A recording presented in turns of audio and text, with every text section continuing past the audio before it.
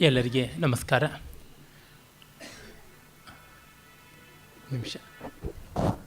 ಓಂ ತತ್ಸತ್. ಎಲ್ಲರಿಗೆ ನಮಸ್ಕಾರ. ಪುರಾಣ ಪರಿಚಯದ ಮಾಲಿಕೆಯ ಈ ಕಂತಿನ ಕೊನೆಯ ದಿವಸಕ್ಕೆ ಬಂದಿದ್ದೀವಿ. ಈ ದಿವಸಗಳಲ್ಲಿ ನಾವು ಸಾಮಾನ್ಯ ಪ್ರಮುಖವಾದ ಮಹಾಪುರಾಣಗಳನ್ನೆಲ್ಲ ನೋಡಿಕೊಳ್ತಾ ಬಂದ್ವಿ. ಇವತ್ತಿನದು ಲಿಂಗ ಪುರಾಣ ಮುಗಿದ ಮೇಲೆ ಇನ್ನು 3 ಪುರಾಣಗಳು ಮಹಾಪುರಾಣದ ವರ್ಗದಲ್ಲಿ ಉಳಿಯುತ್ತವೆ. ಅದರೊಳಗೆ ತುಂಬ ಬೃಹತ್ತಾದದ್ದು ಸ್ಕಾಂದ. ಹಾಗಾಗಿ ಇನ್ನು 1 ಅಥವಾ 1.5 ಕಂತಿನಲ್ಲಿ ಸಾಮಾನ್ಯಕ್ಕೆ ಪುರಾಣಗಳ ಪರಿಚಯವೆಲ್ಲ ಮುಗಿಯುತ್ತದೆ ಅಂತ ಅಂದುಕೊಳ್ಳೋಣ. ಈ ದಿನ ಲಿಂಗ ಪುರಾಣದ ಬಗೆಗೆ ಮಾತನಾಡ್ತೀನಿ.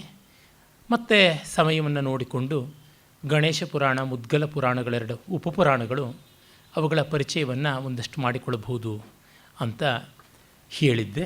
ಅದರಂತೆ ನೋಡೋಣ. ಮೊದಲಿಗೆ ಲಿಂಗ ಪುರಾಣ ತುಂಬ ಪ್ರಖ್ಯಾತವಾದಂಥದ್ದು. ಅನೇಕ ಆವೃತ್ತಿಗಳು ಅದಕ್ಕೆ ಇವೆ. ಹತ್ತಿರ 11,000 ಶ್ಲೋಕಗಳು ಉಂಟು ಅಂತ ನಮಗೆ ಗೊತ್ತಾಗುತ್ತವೆ. ಸಾಕಷ್ಟು ಪ್ರಾಚೀನತೆ ಅದಕ್ಕೆ ಉಂಟು.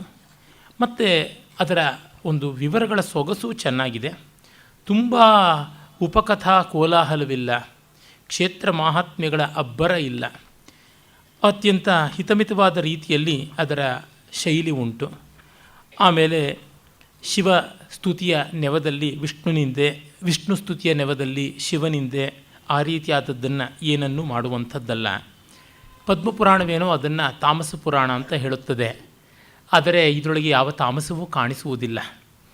ಸಾತ್ವಿಕ ಪುರಾಣಗಳು ಅಂತ ಹೇಳುವಂಥ ಪುರಾಣಗಳಲ್ಲಿ ಎಷ್ಟೋ ಬಾರಿ ಉಗ್ರೋಗ್ರವಾದ ಮತ ನೀತಿಯ ಬಗೆಯಾದಂಥ ವಿಕ್ಷಿಪ್ತ ವರ್ತನೆಗಳನ್ನು ನೋಡ್ತೀವಿ. ಆದರೆ ಇಲ್ಲಿ ಆ ಬಗೆಯಾದಂಥ ಯಾವ ಕಠೋರ ವರ್ತನೆಯನ್ನು ಕೂಡ ಕಾಣುವುದಿಲ್ಲ. ಮತ್ತು ನಮಗೆ ಎಷ್ಟೊಂದು ಸ್ವಾರಸ್ಯಕಾರಿಯಾದ ವಿವರಗಳು ಸಿಗುತ್ತವೆ ಅಂತಂದರೆ ಇಲ್ಲಿ ಶಿವನನ್ನು ಕುರಿತಾಗಿ ತುಂಬ ಮಾಹಿತಿಯನ್ನು ನಾವು ನೋಡಬಹುದು. ಮತ್ತು ಅವುಗಳಿಗೆ ಸಾಂಕೇತಿಕವಾದ ಅರ್ಥ ಸ್ವಾರಸ್ಯವೂ ಕೂಡ ಸಾಕಷ್ಟು ಇದೆ ಅಂತ ನಮಗೆ ಗೊತ್ತಾಗುತ್ತದೆ. ಈ ದೃಷ್ಟಿಯಿಂದ ಪ್ರಕೃತ ಪುರಾಣ ಪ್ರಶಂಸನೀಯವಾದದ್ದು ಅನ್ನೋದರೊಳಗೆ ಯಾವ ಅತಿಶಯವೂ ಇಲ್ಲ. ಮತ್ತು ಈ ಪುರಾಣದಲ್ಲಿ ಶಿವಕಥೆಗಳಷ್ಟೇ ವಿಷ್ಣು ಕಥೆಗಳು ಅಲ್ಲಲ್ಲಿ ಬರುತ್ತವೆ. ಯಾವ ರೀತಿಯಲ್ಲಿ ಶಿವನ ಒಂದು ಶ್ರೇಷ್ಠವಾದ ಮಂತ್ರ ಅಂತ ಹೆಸರಾದ ಪಂಚಾಕ್ಷರ ಉಂಟೋ ಅದೇ ರೀತಿಯಲ್ಲಿ ವಾಸುದೇವ ಮಂತ್ರ, ಅಷ್ಟಾಕ್ಷರಿ ಮಂತ್ರ ಕೂಡ ಬರುತ್ತದೆ. ಅಂದರೆ ದ್ವಾದಶಾಕ್ಷರಿ ಮಂತ್ರ ಅಂತ ಯಾವುದನ್ನು ಕರಿತೀವಿ ಅದರ ಒಂದು ಪ್ರಸ್ತಾವವನ್ನು ಕೂಡ ನಾವು ನೋಡ್ತೀವಿ. ಇನ್ನೂ 10 ಸಂಗತಿಗಳು, ಉದಾಹರಣೆಗೆ ಶಿವನ ಪಂಚಮುಖಗಳ ಕಲ್ಪನೆಯನ್ನಾಗಲಿ ಅಥವಾ ಅವನ ಅಷ್ಟಮೂರ್ತಿತ್ವ, ಅದು ಬಹಳ ವಿಶೇಷವಾದಂಥದ್ದು ಅದು. ಮತ್ತು ಆ ಲಿಂಗ ಸ್ವರೂಪ, ಶಿವಲಿಂಗದ ಜ್ಯೋತಿರ್ಲಿಂಗದ ಆರಾಧನೆಯ ಕ್ರಮ ಮತ್ತು ಯೋಗಶಾಸ್ತ್ರದ ಯೋಗ ದರ್ಶನದ ಕೆಲವೊಂದು ಆಯಾಮಗಳು, ಇವೆಲ್ಲ ಕೂಡ ತುಂಬ ಯುಕ್ತವಾದ ರೀತಿಯಲ್ಲಿದೆ. ಜೊತೆಗೆ ಷೋಡಶ ಮಹಾದಾನಗಳ ಪ್ರಸ್ತಾವವನ್ನು ಕೂಡ ಕಾಣ್ತೀವಿ. ಹೀಗಾಗಿ ಈ ಪುರಾಣವನ್ನು ಒಂದು ಒಪ್ಪವಾದ ಸಂಗ್ರಹವಾದ ಕೈಪಿಡಿ ಅಂತ ಅನ್ನಬಹುದು. ಪುರಾಣ ಪಂಚಲಕ್ಷಣಾತ್ಮಕವಾದದ್ದು. ಇಲ್ಲಿ ಮನ್ವಂತರಗಳ ವಿವರಗಳನ್ನು ಬಿಟ್ಟರೆ ಸಂಕ್ಷಿಪ್ತವಾಗಿ ಸರ್ಗ, ಪ್ರತಿಸರ್ಗ, ವಂಶಾಂತರ, ವಂಶಾನುಕೀರ್ತನಾದಿಗಳು ಬಂದೇ ಬರುತ್ತವೆ. ಮೊದಲಿಗೆ ಅದನ್ನು ನಾವು ಕಾಣ್ತೀವಿ. ಇದಕ್ಕೆ ಈ ಹೆಸರು ಬರೋದಕ್ಕೆ, ಲಿಂಗ ಪುರಾಣ ಅನ್ನುವ ನಾಮಧೇಯ ಉಂಟಾಗುವುದಕ್ಕೆ ಕಾರಣ ಏನು ಅನ್ನೋದನ್ನು ಕೂಡ ಆದಿಯಲ್ಲೇ ಕಾಣ್ತೀವಿ. ಎಂದಿನಂತೆ ಉಗ್ರಶ್ರವ ಸೂತ ಪುರಾಣಿಕ ಲೋಮಹರ್ಷಣಿಯಿಂದಾಗಿ ಉಪದಿಷ್ಟವಾದದ್ದು ಶೌನಕಾದಿ ಮುನಿಗಳಿಗೆ ಅಂತ ಇದ್ದೇ ಉಂಟು. ನಮ್ಮ ಭಾರತೀಯ ಪರಂಪರೆಯಲ್ಲಿ ಹಾಗೆ ಕಥೆಗಳನ್ನು ಕೇಳೋದಕ್ಕೆ ಒಬ್ಬರು ಇರಲೇಬೇಕು. ಅವರು ಶಾಶ್ವತವಾದ ಶ್ರೋತೃಗಳು ಅನ್ನುವುದನ್ನು ಕೂಡ ಈ ಹಿಂದೆ ತಿಳಿಸಿದ್ದೆನಲ್ಲ, ಆ ರೀತಿಯಲ್ಲಿ ಇದನ್ನು ಕೂಡ ಗಮನಿಸಬಹುದು. ಮಹಾದೇವ ಶಿವ ಅನ್ನುವ ಪರತತ್ವವಾದಂಥವನು ಹರಿ ಮತ್ತು ಅಜ ಬ್ರಹ್ಮ ಇವರಿಬ್ಬರಿಗೆ ಅಹಮಹಮಿಕೆಯ ಭಾವ ಬಂದಾಗ ಅವರನ್ನು ಉಪಶಮನಗೊಳಿಸುವುದಕ್ಕಾಗಿ ಅನಾದ್ಯಂತವಾದಂತಹ ಅನಾದಿ ಅನಂತವಾದ ಒಂದು ಏಕಾಂಡ ಲಿಂಗವಾಗಿ ಕಾಣಿಸಿಕೊಂಡ, ಅದರ ತುದಿ ಮತ್ತು ಬೇರುಗಳನ್ನು, ಮೂಲ ಚೂಲಗಳನ್ನು ಕಾಣಲಾಗದೆ ಇವರುಗಳೆಲ್ಲರೂ ಕೂಡ ಕಂಗಾಲಾದರು ಅನ್ನುವ ಕಥೆ ವಿಸ್ತೃತವಾಗಿ ಬರುತ್ತದೆ. ಆ ಕಾರಣದಿಂದ ಇದಕ್ಕೆ ಲಿಂಗ ಪುರಾಣ ಅನ್ನುವ ಹೆಸರಾಯಿತು ಅಂತ ಗೊತ್ತಾಗುತ್ತದೆ. ಮುಂದೆ ಆ ವಿವರಗಳನ್ನು ಸ್ವಲ್ಪ ನೋಡೋಣ. ಅಂದರೆ ಮಹಾದೇವ ಇಷ್ಟು ಅಮೇಯನಾದ ಅಸೀಮನಾದ ತತ್ವ ಅನ್ನುವುದನ್ನು ಇಲ್ಲಿ ನಾವು ಕಾಣ್ತೀವಿ. ಅದು ಪರತತ್ವ ಅಂತ. ಶಿವ ಅನ್ನಿ, ಕೇಶವ ಅನ್ನಿ, ಶಕ್ತಿ ಅನ್ನಿ, ಗಣಪತಿ ಅನ್ನಿ, ಯಾವುದನ್ನಿ ತೊಂದರೆ ಇಲ್ಲ. ನಮಗೆ ಸನಾತನ ಧರ್ಮೀಯರಿಗೆ ಬ್ರಹ್ಮವಸ್ತುವಿಗೆ ಯಾವ ಹೆಸರನ್ನೂ ಬೇಕಾದರೂ ಕೊಡಬಹುದು. ನೀವು ಅರ್ಹನ್ನಿತ್ಯತ ಜೈನಶಾಸನ ರಥಾಃ ಅಂತನ್ನಿ, ಅಥವಾ ಬೌದ್ಧ ಬುದ್ಧ ಇತಿ ಪ್ರಮಾಣಪಟವ ಕರ್ತೇತಿ ನೈಯಾಯಿಕಾ ಕರ್ಮೇತಿ ಮೀಮಾಂಸಕಾ ಅಂತ ಏನನ್ನೂ ಹೇಳಿ ತೊಂದರೆ ಇಲ್ಲ. ಇದರ ಆಚೆಗೆ ಯೆಹೋವಾ ಅಂತನ್ನಿ ಅಥವಾ ಅಲ್ಲಾಹು ಅಂತನ್ನಿ, ಇನ್ನೂ ಯಾವುದಾದ್ರೂ ನಮಗೆ ಗೋಚರವಿಲ್ಲದ ಗೊತ್ತಿಲ್ಲದ ದೇವತೆಗಳು, ಈಗ ಗ್ರೀಕರ ದೇವತೆಗಳು, ಗ್ರೀಕರ ಪರಂಪರೆಯೆಲ್ಲ ಅಳಿದು ಹೋಗಿದೆ. ಅಲ್ಲಿದ್ದಂಥ ಮಹಾದೇವ ಜ್ಯೂಸ್ ಅಂತನ್ನಿ, ರೋಮನ್ನರ ಜುಪಿಟರ್ ಅಂತನ್ನಿ, ಅಥವಾ ಅಮನ್, ರಾ, ಪಟ, ಮಾರ್ಡಕ್, ಈ ರೀತಿಯಾಗಿ ಎಷ್ಟು ಪ್ರಾಚೀನ ಅಸೀರಿಯಾ, ಬ್ಯಾಬಿಲೋನಿಯಾ, ಅಕ್ಕಾಡಿಯಾ ಈ ಸಂಸ್ಕೃತಿಗಳ ದೇವತೆಗಳಿದ್ದರೂ ಅವ್ರು ಯಾರನ್ನು ಬೇಕಾದರೂ ಹೇಳಿಕೊಳ್ಳಿ, ತೊಂದರೆ ಇಲ್ಲ. ಯಾವುದಾದರೂ ತೊಂದರೆ ಇಲ್ಲ ನಮಗೆ. ಕಾರಣ ಎಲ್ಲ ಶಬ್ದಗಳು ಎಲ್ಲವೂ ಕೂಡ ಬ್ರಹ್ಮವಾಚಕವಾದದ್ದು ಅಂತ ಗೊತ್ತಿದೆ. ಹಾಗಾಗಿ ಯಾವುದನ್ನು ಯಾವ ವಿಷಯದಲ್ಲಿ ಹೇಗೆ ಹೇಳಿದರೆ ಏನು, ಸಂನ್ಯಾಸು ಕೇವಲ ಮಮಿ ವಿದುಷಾಂ ವಿವಾದ ಅಂತ ಅಭಿನವಗುಪ್ತ ಹೇಳಲಿಲ್ವೇ? ಬ್ರಹ್ಮವಸ್ತುವಿನ ಹೆಸರಿನ ಬಗ್ಗೆ ಮಾತ್ರ ತಗಾದೆ ಉಂಟಷ್ಟೇ, ಇನ್ನು ಸ್ವರೂಪದ ಬಗ್ಗೆಗೆ ಯಾರಿಗೂ ತಗಾದೆ ಇಲ್ಲ ಅಂತ. ಅದರಿಂದ ನಾವು ಯಾಕೆ ಚಿಂತೆ ಮಾಡಬೇಕು? ರಾಮಕೃಷ್ಣ ಪರಮಹಂಸರು ಬಹಳ ಚೆನ್ನಾಗಿ ಹೇಳಿದ್ರಲ್ಲ, ನೀರನ್ನು ಪಾನಿ ಅಂತ ಒಬ್ಬ ಅಂತಾನೆ, ಜಲ್ ಅಂತಾನೆ, ವಾಟರ್ ಅಂತಾನೆ, ವಾಸರ್ ಅಂತಾನೆ, ಅದು ನೀರೇ ಆಗಿ ಉಳಿಯುತ್ತದೆ ಅಂತ. ಹೀಗಾಗಿ ನಾಮಧೇಯ ರೂಪಧೇಯಗಳ ವಿಕೃತಿಗಳು ಏನೇ ಆದರೂ ಪರಮತತ್ವ ಒಂದು ಅಂತ ಗೊತ್ತಿದೆ. ಆ ದೃಷ್ಟಿಯಿಂದಲೇ ಇವನ್ನು ತೆಗೆದುಕೊಳ್ಬೇಕು. ಹಾಗಲ್ಲದೆ ಕೇವಲ ಶಿವ ಅಂತನ್ನುವ ಒಂದು ಪದ್ಧತಿಯ, ಪರಂಪರೆಯ, ಪಂಥದ ದೇವತೆ ಮತ್ತು ಮಿಕ್ಕ ವಿಷ್ಣುವಿನ ಆ ಒಂದು ಬ್ರಹ್ಮನ ಒಂದು ತತ್ವ ಯಾವುದುಂಟು ಅದನ್ನು ಉಪೇಕ್ಷೆ ಮಾಡೋದಕ್ಕೆ, ತಿರಸ್ಕಾರ ಮಾಡೋದಕ್ಕೆ ಕಥೆ ಬಂದಿದೆ ಅಂತಂದರೆ ಅಲ್ಲಿಗೆ ಮುಗಿಯಿತು. ಅಹಂಕಾರ ನಮ್ಮದಾಗಿ ಆವಿರ್ಭವಿಸುತ್ತದೆ. ಅದು ಈ ಏಕಾಂಡವಾದ ಮಹಾಲಿಂಗಕ್ಕಿಂತಲೂ ವಿಜೃಂಭಿಸಿ ದೊಡ್ಡದಾಗಿರುತ್ತದೆ. ಅದರಿಂದ ಏನು ಪ್ರಯೋಜನವಾಗೋದಿಲ್ಲ. ಇರಲಿ, ಇಲ್ಲಿ ಆರಂಭದಲ್ಲಿ ಶಿವ ವ್ಯಾಸರೂಪಿಯಾಗಿ ಅವತಾರ ಮಾಡ್ತಾನೆ ಅನ್ನುವ ಮಾತಿದೆ. ಅದು ಒಂದು ತುಂಬ ಸ್ವಾರಸ್ಯಕಾರಿಯಾದ ಸಂಗತಿ ಅಂತ ಅನಿಸುತ್ತದೆ ನನಗೆ. ಯಾಕೆಂದರೆ ಯೋಗದ ಅನೇಕ ಭಾಗಗಳನ್ನು ಪ್ರಚುರಪಡಿಸಿದವರಲ್ಲಿ ವ್ಯಾಸರೂ ಕೂಡ ಒಬ್ಬರು ಅಂತ ನಮಗೆ ಗೊತ್ತಿದೆ. ಹಾಗಾಗಿ ಪರಂಪರೆಯಲ್ಲಿ ವ್ಯಾಸಭಾಷ್ಯ ಅಂತಲೇ ಪಾತಂಜಲ ಯೋಗಸೂತ್ರಗಳಿಗೆ ಭಾಷ್ಯ ಉಂಟು. ಅದರ ಮೇಲೆ ತತ್ವ ವಿಶಾರದಿ ಅಂತ ಹೇಳಿ ವಾಚಸ್ಪತಿ ಮಿಶ್ರರ ಟೀಕೆ ಉಂಟು. ಅದಲ್ಲದೆ ವಿಜ್ಞಾನ ಭಿಕ್ಷು, ಭೋಜರಾಜ ಮತ್ತು ಸದಾಶಿವ ಬ್ರಹ್ಮೇಂದ್ರ, ಶಂಕರ ಅಂದರೆ ಈ ಆಚಾರ್ಯ ಶಂಕರರು ಅಂತಲ್ಲ, ಮತ್ತೊಬ್ಬ ಶಂಕರಾಚಾರ್ಯರು, ಇವರುಗಳೇ ಮೊದಲಾದವರು ಬರೆದಂತಹ ಯೋಗಸೂತ್ರ ವೃತ್ತಿಗಳು ಅಥವಾ ಯೋಗಸೂತ್ರ ವ್ಯಾಖ್ಯಾನಗಳು ಅಂತ ಬೇಕಾದಂತೆ ಉಂಟು. ಈ ಒಂದು ಪರಂಪರೆಯಲ್ಲಿ ಅಗ್ರಗಣ್ಯವಾದಂಥದ್ದು ವ್ಯಾಸಭಾಷ್ಯ. ಹೀಗಾಗಿ ಯೋಗ ದರ್ಶನಕ್ಕೂ ಶಿವನಿಗೂ ತುಂಬ ಆತ್ಮೀಯ ಸಂಬಂಧ. ಸಾಮಾನ್ಯವಾಗಿ ವಿಷ್ಣು ಭಕ್ತಿ ಸಾಂಖ್ಯ ರೀತಿಯಲ್ಲಿ, ಶಿವಭಕ್ತಿ ಯೋಗ ರೀತಿಯಲ್ಲಿ ಪ್ರಕಟಗೊಳ್ಳುವುದು ಉಂಟು. ಸಾಮಾನ್ಯವಾಗಿ ಯೋಗಿಗಳು ಹೆಚ್ಚಾಗಿ ಶಿವಯೋಗಿಗಳಾಗಿರುತ್ತಾರೆ. ಸಾಂಖ್ಯರು ವೈಷ್ಣವರಾಗಿರುವಂಥದ್ದು ಲೋಕದಲ್ಲಿ ಕಾಣಸಿಗುತ್ತದೆ. ಪ್ರಕೃತಿ ಮತ್ತು ಪುರುಷ ತತ್ವವನ್ನು ಉಪಾಸನೆ ಮಾಡುವಾಗ ಪರಮಪುರುಷನನ್ನಾಗಿ ವಿಷ್ಣುವನ್ನು ಸ್ವೀಕರಿಸಿ ಪ್ರಕೃತಿಯಾಗಿ ಜೀವನನ್ನು, ಜಗತ್ತನ್ನು ಕಂಡುಕೊಳ್ಳುವಂಥದ್ದು ಉಂಟೇ ಉಂಟು. ಯಾವುದನ್ನು ಅಚಿತ್ ಪ್ರಕೃತಿ ಅಂತಂತೀವಿ ಅದನ್ನು ಭೂದೇವಿ ಅಂತ, ಚಿತ್ ಪ್ರಕೃತಿಯನ್ನು ಶ್ರೀದೇವಿ ಅಂತ ನೋಡಿಕೊಂಡು ಮಾಡುವುದು ಉಂಟು. ಒಟ್ಟಿನಲ್ಲಿ ಸಾಂಖ್ಯ ತತ್ವ ಹೆಚ್ಚಾಗಿ ವೈಷ್ಣವವಾಗಿ, ಯೋಗ ತತ್ವ ಹೆಚ್ಚಾಗಿ ಶೈವವಾಗಿ ಕಾಣಿಸುತ್ತದೆ. ವಸ್ತುತಃ ಸಾಂಖ್ಯ ಯೋಗಗಳಲ್ಲಿ ವ್ಯತ್ಯಾಸವಿಲ್ಲ. ಗೀತೆಯಲ್ಲಿ ಕೃಷ್ಣನೂ ಹೇಳಿದ್ದಾನೆ, ಸಾಂಖ್ಯಂ ಯೋಗಂ ಪೃಥಕ್ ಬಾಲ ಪ್ರವದಂತಿನ ಪಂಡಿತಾ ಅಂತ. ಅದು ಬೇರೊಂದು ಅರ್ಥದಲ್ಲಿ. ಆದರೆ ದರ್ಶನಗಳಾಗಿ ಇಂದು ಉಳಿದಿರುವ ಸಾಂಖ್ಯ ಮತ್ತು ಯೋಗಗಳನ್ನು ನೋಡಿದರೆ 24 ತತ್ವಗಳ ಸಾಂಖ್ಯ, 25 ತತ್ವಗಳ ಯೋಗ, ಇವೆರಡೂ ಕೂಡ ಒಂದೇ. 25ನೇ ತತ್ವವಾಗಿ ಯೋಗದಲ್ಲಿ ಈಶ್ವರ ಅನ್ನುವ ಭಾವ ಉಂಟು, ಸಾಂಖ್ಯದಲ್ಲಿ ಅದು ಕಾಣುವುದಿಲ್ಲ ಅಷ್ಟೇ. ಸಾಂಖ್ಯ ಅನ್ನುವುದು ಯಾವುದನ್ನು ಎಪಿಸ್ಟಮಾಲಜಿ ಅಂತ, ಆಂಟಾಲಜಿ ಅಂತ ಕರೆದರೆ, ಯೋಗ ಅನ್ನುವಂಥದ್ದನ್ನು ಪ್ರಾಕ್ಟೀಸ್ ಅಂತ ಕರೆಯಬಹುದು. ಸಾಂಖ್ಯವನ್ನು ತತ್ವ ಅಂತ, ಯೋಗವನ್ನು ಅನುಷ್ಠಾನ ಅಥವಾ ಪ್ರಯೋಗ ಅಂತ ಕರೆಯಬಹುದು. ಹೀಗೆ ಕಂಡಾಗಲೂ ಹರಿಕೇಶವರ, ಶಿವಕೇಶವರ, ಹರಿಹರರ ಆ ಭೇದತ್ವ ಗೋಚರವಾಗುತ್ತದೆ. ಇರಲಿ, ಒಟ್ಟಿನಲ್ಲಿ ನಾವು ಶಿವನ ಒಂದು ವಿವರಗಳನ್ನು ನೋಡಿದಂತೆ ಬಂದಾಗ ನಮ್ಮ ಪರಂಪರೆಯಲ್ಲಿ ಈ ಯೋಗದ ಅನುಸಂಧಾನದ ಬಗ್ಗೆ, ಅಷ್ಟಾಂಗ ಯೋಗದ ಬಗ್ಗೆ ಅವಧಾರಣೆಯನ್ನು ಕಾಣ್ತೀವಿ. ಈ ಮತ್ತು 24 ತತ್ವಗಳು, ಅದು ಮತ್ತು ಪ್ರತ್ಯಭಿಜ್ಞಾ ಶೈವ ದರ್ಶನದ 36 ತತ್ವಗಳಾಗಿ ವಿಕಸಿತವಾಗಿರುವುದು ಎಲ್ಲ ಶೈವದಲ್ಲಿದ್ದಂತೆ ವೈಷ್ಣವದಲ್ಲಿಂದ ಶೈವದಲ್ಲಿ ಬರುತ್ತದೆ. ಉದಾಹರಣೆಗೆ ಶಕ್ತಿ ವಿಶಿಷ್ಟಾದ್ವೈತ ಅನ್ನುವಂಥ ಯಾವ ಒಂದು ಶ್ರೀಪತಿ ಅಥವಾ ಶ್ರೀಕಂಠಾಚಾರ್ಯ ಮೊದಲಾದವರಿಂದ ಪ್ರವರ್ತಿತವಾಗಿದೆ, ಲಕುಲೀಶ, ಪಾಶುಪತ ಮೊದಲಾದವರಿಂದ ಅದು ಉಜ್ಜೀವಿತವಾಗಿದೆ, ಅದಕ್ಕೂ ರಾಮಾನುಜಾದಿಗಳು ಪ್ರತಿಪಾದನೆ ಮಾಡಿರುವಂತಹ ವಿಶಿಷ್ಟಾದ್ವೈತಕ್ಕೂ ತತ್ವತಃ ವ್ಯತ್ಯಾಸವಿಲ್ಲ. ಅವರು ಶ್ರೀಕಂಠಾರ್ಯ ಚೌರೋ ರಾಮಾನುಜ ಚೌರೋ ಶ್ರೀಕಂಠಾಚಾರ್ಯ ಅಂತ ಹೀಗೆಲ್ಲ ಮಾತುಗಳು ಉಂಟು. ಯಾವುದೇ ಇರಲಿ, ಯಾರು ಹಿಂದೆ ಯಾರು ಮುಂದೆ ಅನ್ನೋದು ನಮಗೆ ಅನಿಶ್ಚಿತವೇ ಆಗಿ ಉಳಿಯುತ್ತದೆ ಕೆಲವೊಮ್ಮೆ. ಆದರೆ ಇವ್ರನ್ನ ನೋಡಿ ಕದ್ದು ಅವರು ಬರೆದರು, ಅವರನ್ನು ನೋಡಿ ಕದ್ದು ಇವರು ಬರೆದರು ಅಂತ ಅಲ್ಲ. ಅವರವರ ದೇವತೆಗಳನ್ನು ಆಯಾ ಒಂದು ದರ್ಶನಗಳಲ್ಲಿ ಪ್ರಧಾನವಾಗಿ ವ್ಯಪದೇಶದಿಂದ ನೋಡಿದ್ದಾರೆ. ಅಂದರೆ ಇರುವುದು ಒಂದು ತತ್ವ ವಿಶಿಷ್ಟಾದ್ವೈತ ದರ್ಶನ ಅಂತ ಆದರೆ ಅದನ್ನು ವಿಷ್ಣು ವಿಶಿಷ್ಟಾದ್ವೈತವಾಗಿ, ಶಿವವಿಶಿಷ್ಟಾದ್ವೈತವಾಗಿ ಎರಡು ತರಹ ಮಾಡಿಕೊಳ್ಳಬಹುದು. ಹಾಗಾಗಿ ಶಿವವಿಶಿಷ್ಟಾದ್ವೈತವಾಗಿರ್ತಕ್ಕಂಥದ್ದು ಶೈವರಲ್ಲಿ, ವಿಷ್ಣು ವಿಶಿಷ್ಟಾದ್ವೈತವಾಗಿರ್ತಕ್ಕಂಥದ್ದು ವೈಷ್ಣವರಲ್ಲಿ ಬಂದಿದೆ. ಕ್ರಮವಾಗಿ ಶ್ರೀಕಂಠಾಚಾರ್ಯರಿಂದ ಶೈವವು, ರಾಮಾನುಜಾಚಾರ್ಯರಿಂದ ವೈಷ್ಣವವು ಪ್ರತಿಪಾದಿತವಾಗಿದೆ.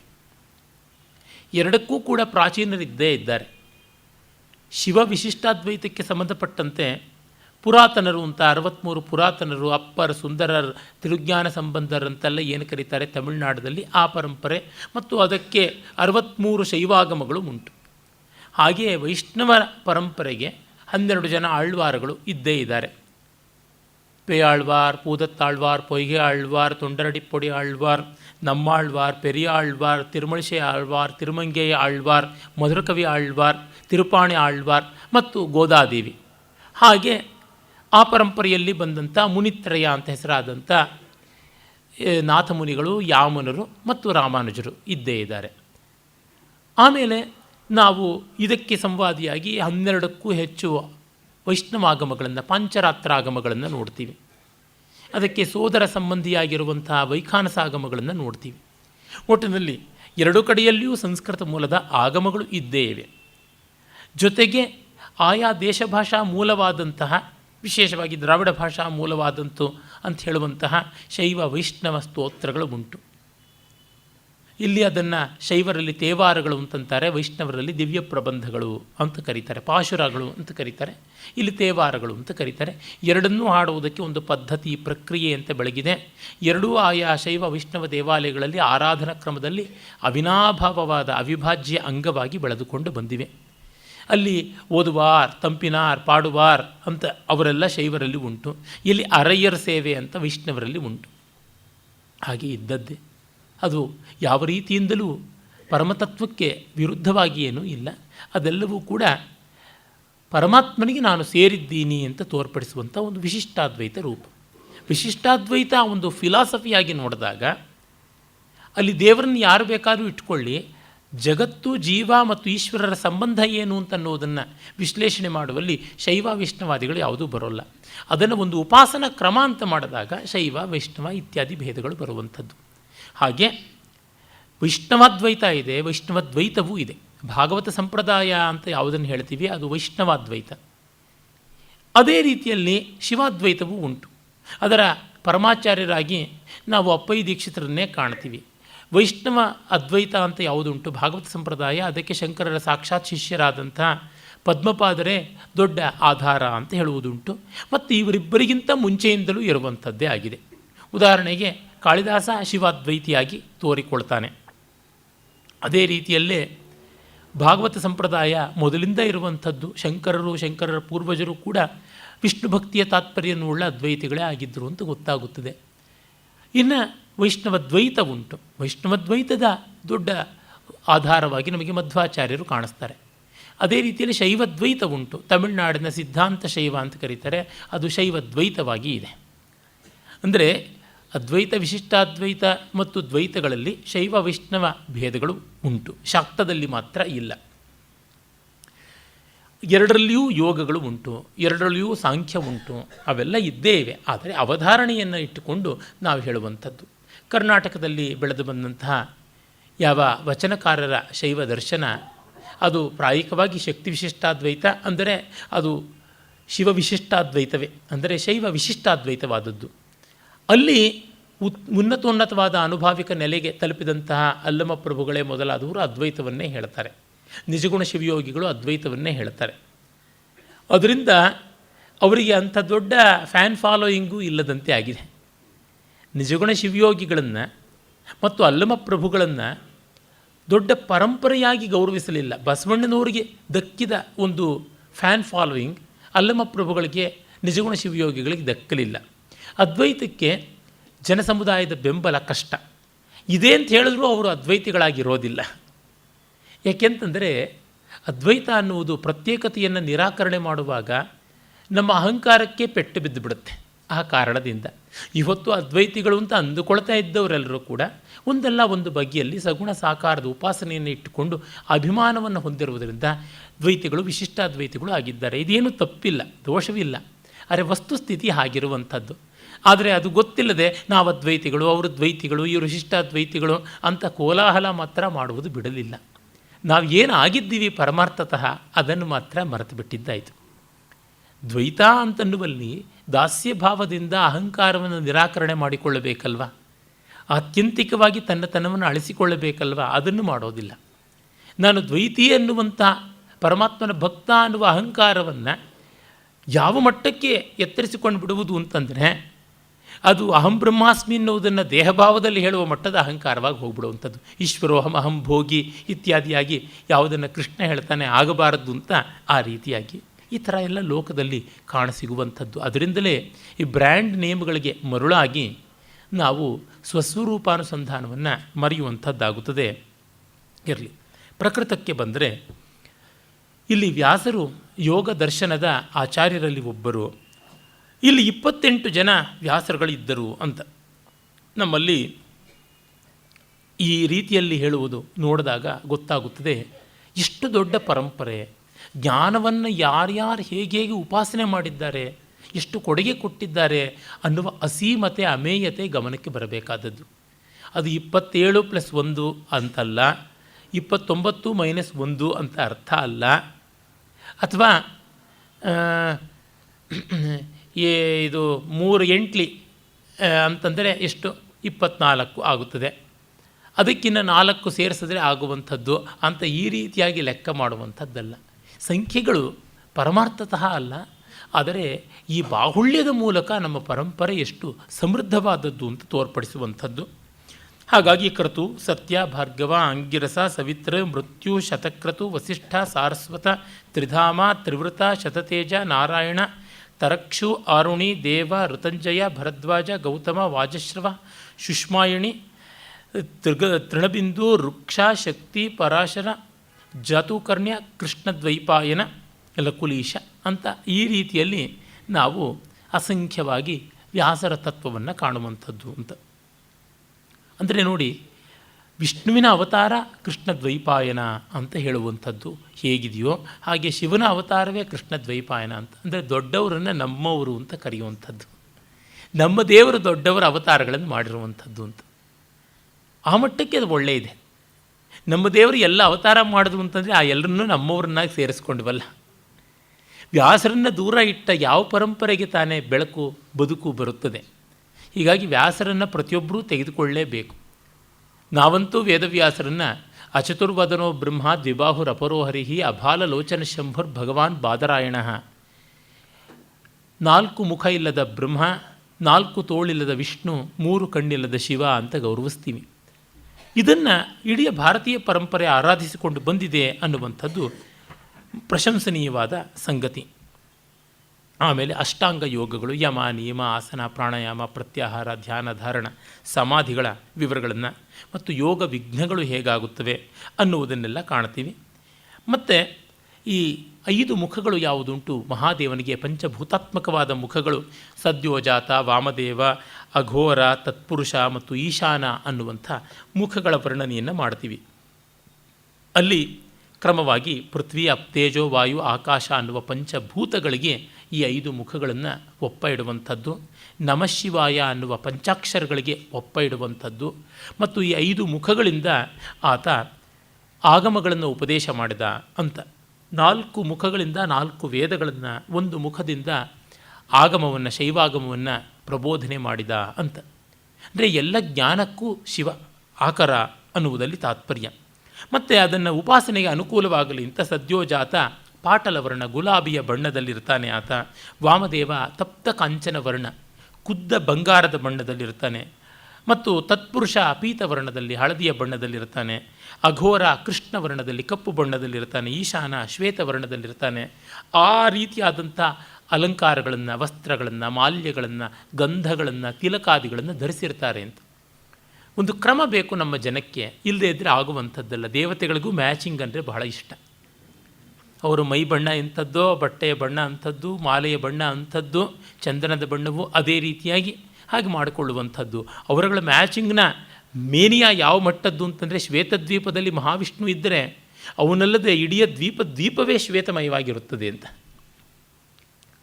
ಇದನ್ನಿಟ್ಟುಕೊಂಡು ಒಂದು ಅಪಸಿದ್ಧಾಂತ ಹೊರಟಿದೆ.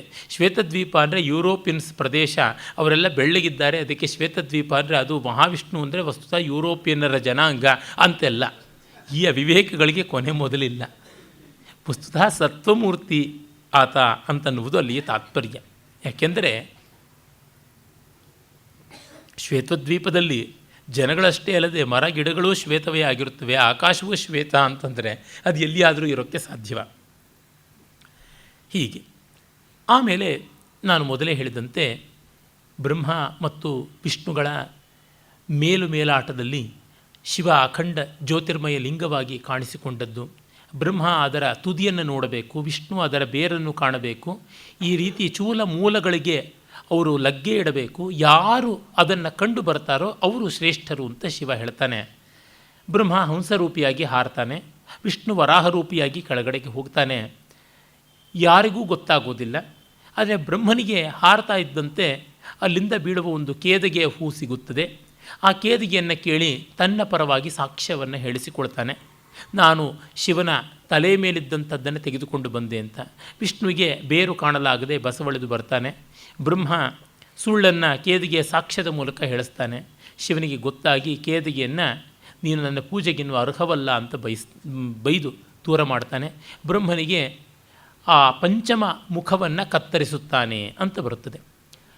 ಒಂದು ಆವೃತ್ತಿಯಲ್ಲಿ ಈ ಒಂದು ದಂಡನೆ ಕೊಟ್ಟದ್ದು ಮತ್ತೊಂದು ಇಲ್ಲ. ಇಬ್ಬರಿಗೂ ತುದಿ ಬೇರುಗಳು ಗೊತ್ತಾಗಲಿಲ್ಲ, ಮೂಲಚೂಲಗಳು ಅರಿವಾಗಲಿಲ್ಲ, ಅಹಂಕಾರವನ್ನು ಕಳಿಸಿಕೊಂಡ್ರು ಅಂತಷ್ಟೇ ಇರುತ್ತದೆ. ಇನ್ನೊಂದು ವಿಸ್ತರಣೆ ಉಂಟು, ಶಿವಪುರಾಣದಲ್ಲಿ ಒಂದು ವಿಸ್ತರಣ ಬರುತ್ತದೆ. ಆದರೆ ಅಲ್ಲಿ ಸ್ವಾರಸ್ಯ ಗಮನೀಯವಾದಂಥದ್ದು.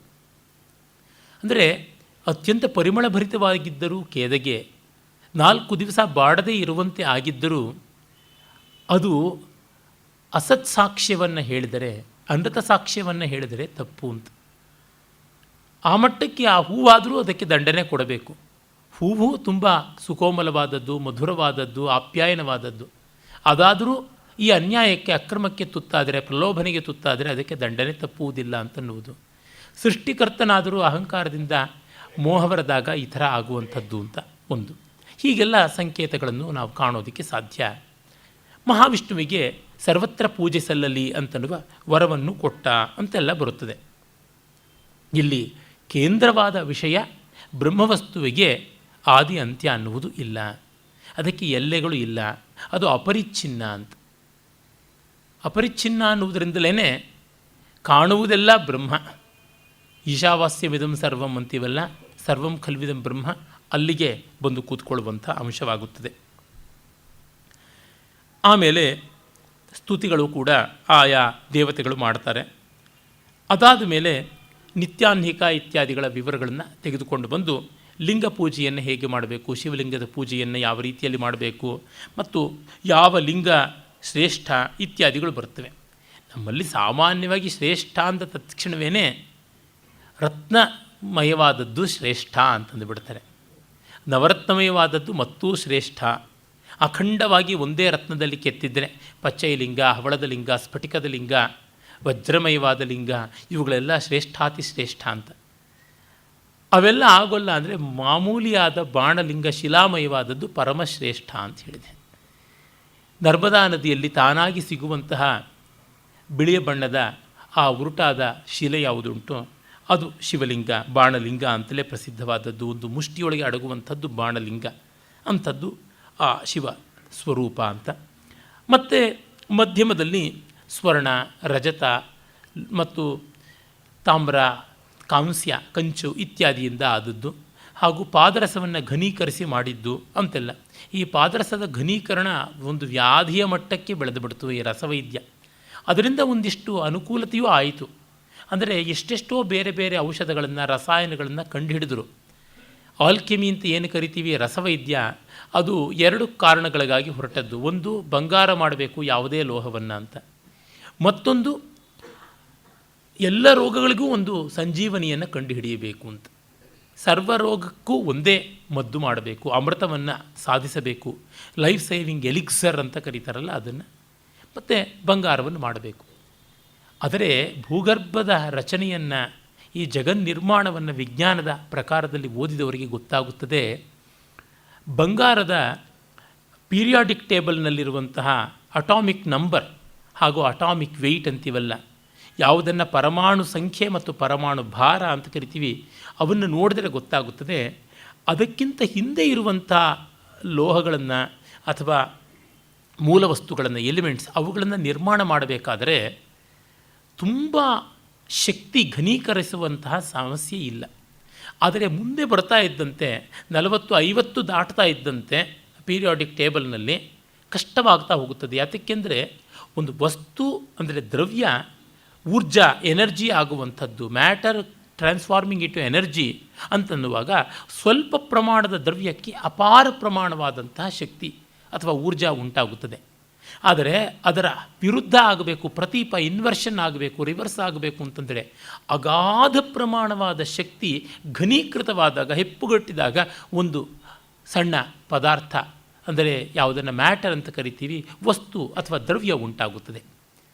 ಈ ಕಾರಣದಿಂದಲೇ ನಮ್ಮಲ್ಲಿ ರೇಡಿಯೋ ಆ್ಯಕ್ಟಿವ್ ಮೆಟಲ್ಸ್ ಅಂತ ಯಾವುದನ್ನು ಹೇಳ್ತೀವಿ, ಮತ್ತು ಯಾವುದನ್ನು ಬಂಗಾರ ಮತ್ತು ಈ ಲೆಡ್ ಅಂತ ಇವೆಲ್ಲ, ಸೀಸ ಇತ್ಯಾದಿ ಭಾರವಾದಂಥ ಲೋಹಗಳು ಕಡಿಮೆ ಸಿಗುವಂಥದ್ದು. ಜಗತ್ತಿನಲ್ಲಿ ಇವುಗಳು ಸಿಗುವುದಕ್ಕೆ ಇದು ಕಾರಣ, ಕಡಿಮೆ ಪ್ರಮಾಣದಲ್ಲಿ ಸಿಗುವುದಕ್ಕೆ ಇದು ಕಾರಣ. ಅದೇ ಜಗತ್ತಿನಲ್ಲಿ ಅತಿ ಹೆಚ್ಚಿನ ಪ್ರಮಾಣದಲ್ಲಿ ಸಿಗುವಂಥದ್ದು ಹೈಡ್ರೋಜನ್, ಹೀಲಿಯಂ, ಅದಾದ ಮೇಲೆ ಸಿಗ್ತಕ್ಕಂಥದ್ದು. ಸೂರ್ಯಬಿಂಬವೆಲ್ಲ ಹೈಡ್ರೋಜನ್, ಹೀಲಿಯಂ ಇತ್ಯಾದಿಗಳಿಂದ ಆಗಿರ್ತಕ್ಕಂಥದ್ದು ಅಂತ ವಿಜ್ಞಾನಿಗಳು ಹೇಳ್ತಾರೆ. ಆಮೇಲೆ ಆಕ್ಸಿಜನ್, ಕಾರ್ಬನ್, ಈ ತರಹದ್ದು. ಅಂದರೆ ಅವುಗಳ ಅಟಾಮಿಕ್ ವೆಯ್ಟ್ ಕಡಿಮೆ ಇರೋದರಿಂದ ಅವುಗಳಿಗೆ ಜಾಸ್ತಿ ಕೆಲಸ ಬೇಕಾಗಿಲ್ಲ, ಈ ಶಕ್ತಿ ಸಂಚಯ ಜಾಸ್ತಿ ಬೇಕಾಗಿಲ್ಲ ಅಂತ. ಇದನ್ನೆಲ್ಲ ಓದಿದಾಗ ಈ ರಸವೈದ್ಯ ಅಂತ ಯಾವುದುಂಟು ಅಥವಾ ಯಾವುದನ್ನು ನಾವು ರಸಕಲ್ಪ, ಪಾದರಸದ ಮೂಲಕವಾಗಿ ಮಾಡುವಂಥದ್ದು ಎಲ್ಲ ಉಟೋಪಿಯನ್ ಕಾನ್ಸೆಪ್ಟು, ಸುಮ್ಮನೆ ಪ್ರಯೋಜನವಿಲ್ಲದೆ ಇರತಕ್ಕಂಥದ್ದು, ಅದು ಹೊಳೆಯಲ್ಲಿ ಹುಣಸೆ ಹಣ್ಣು ಕಿವಿಚಿದಂತೆ. ಆದರೆ ಆ ಮೂಲಕವಾಗಿ ಅನ್ವೇಷಣೆ ಮಾಡುವಾಗ ಎಷ್ಟೆಷ್ಟೋ ಪ್ರಯೋಜನಕಾರಿಯಾದ ವಿಷಯಗಳನ್ನು, ದ್ರವ್ಯಗಳನ್ನು, ಸಂಗತಿಗಳನ್ನೆಲ್ಲ ತಿಳ್ಕೊಳ್ತಾ ಬಂದರು.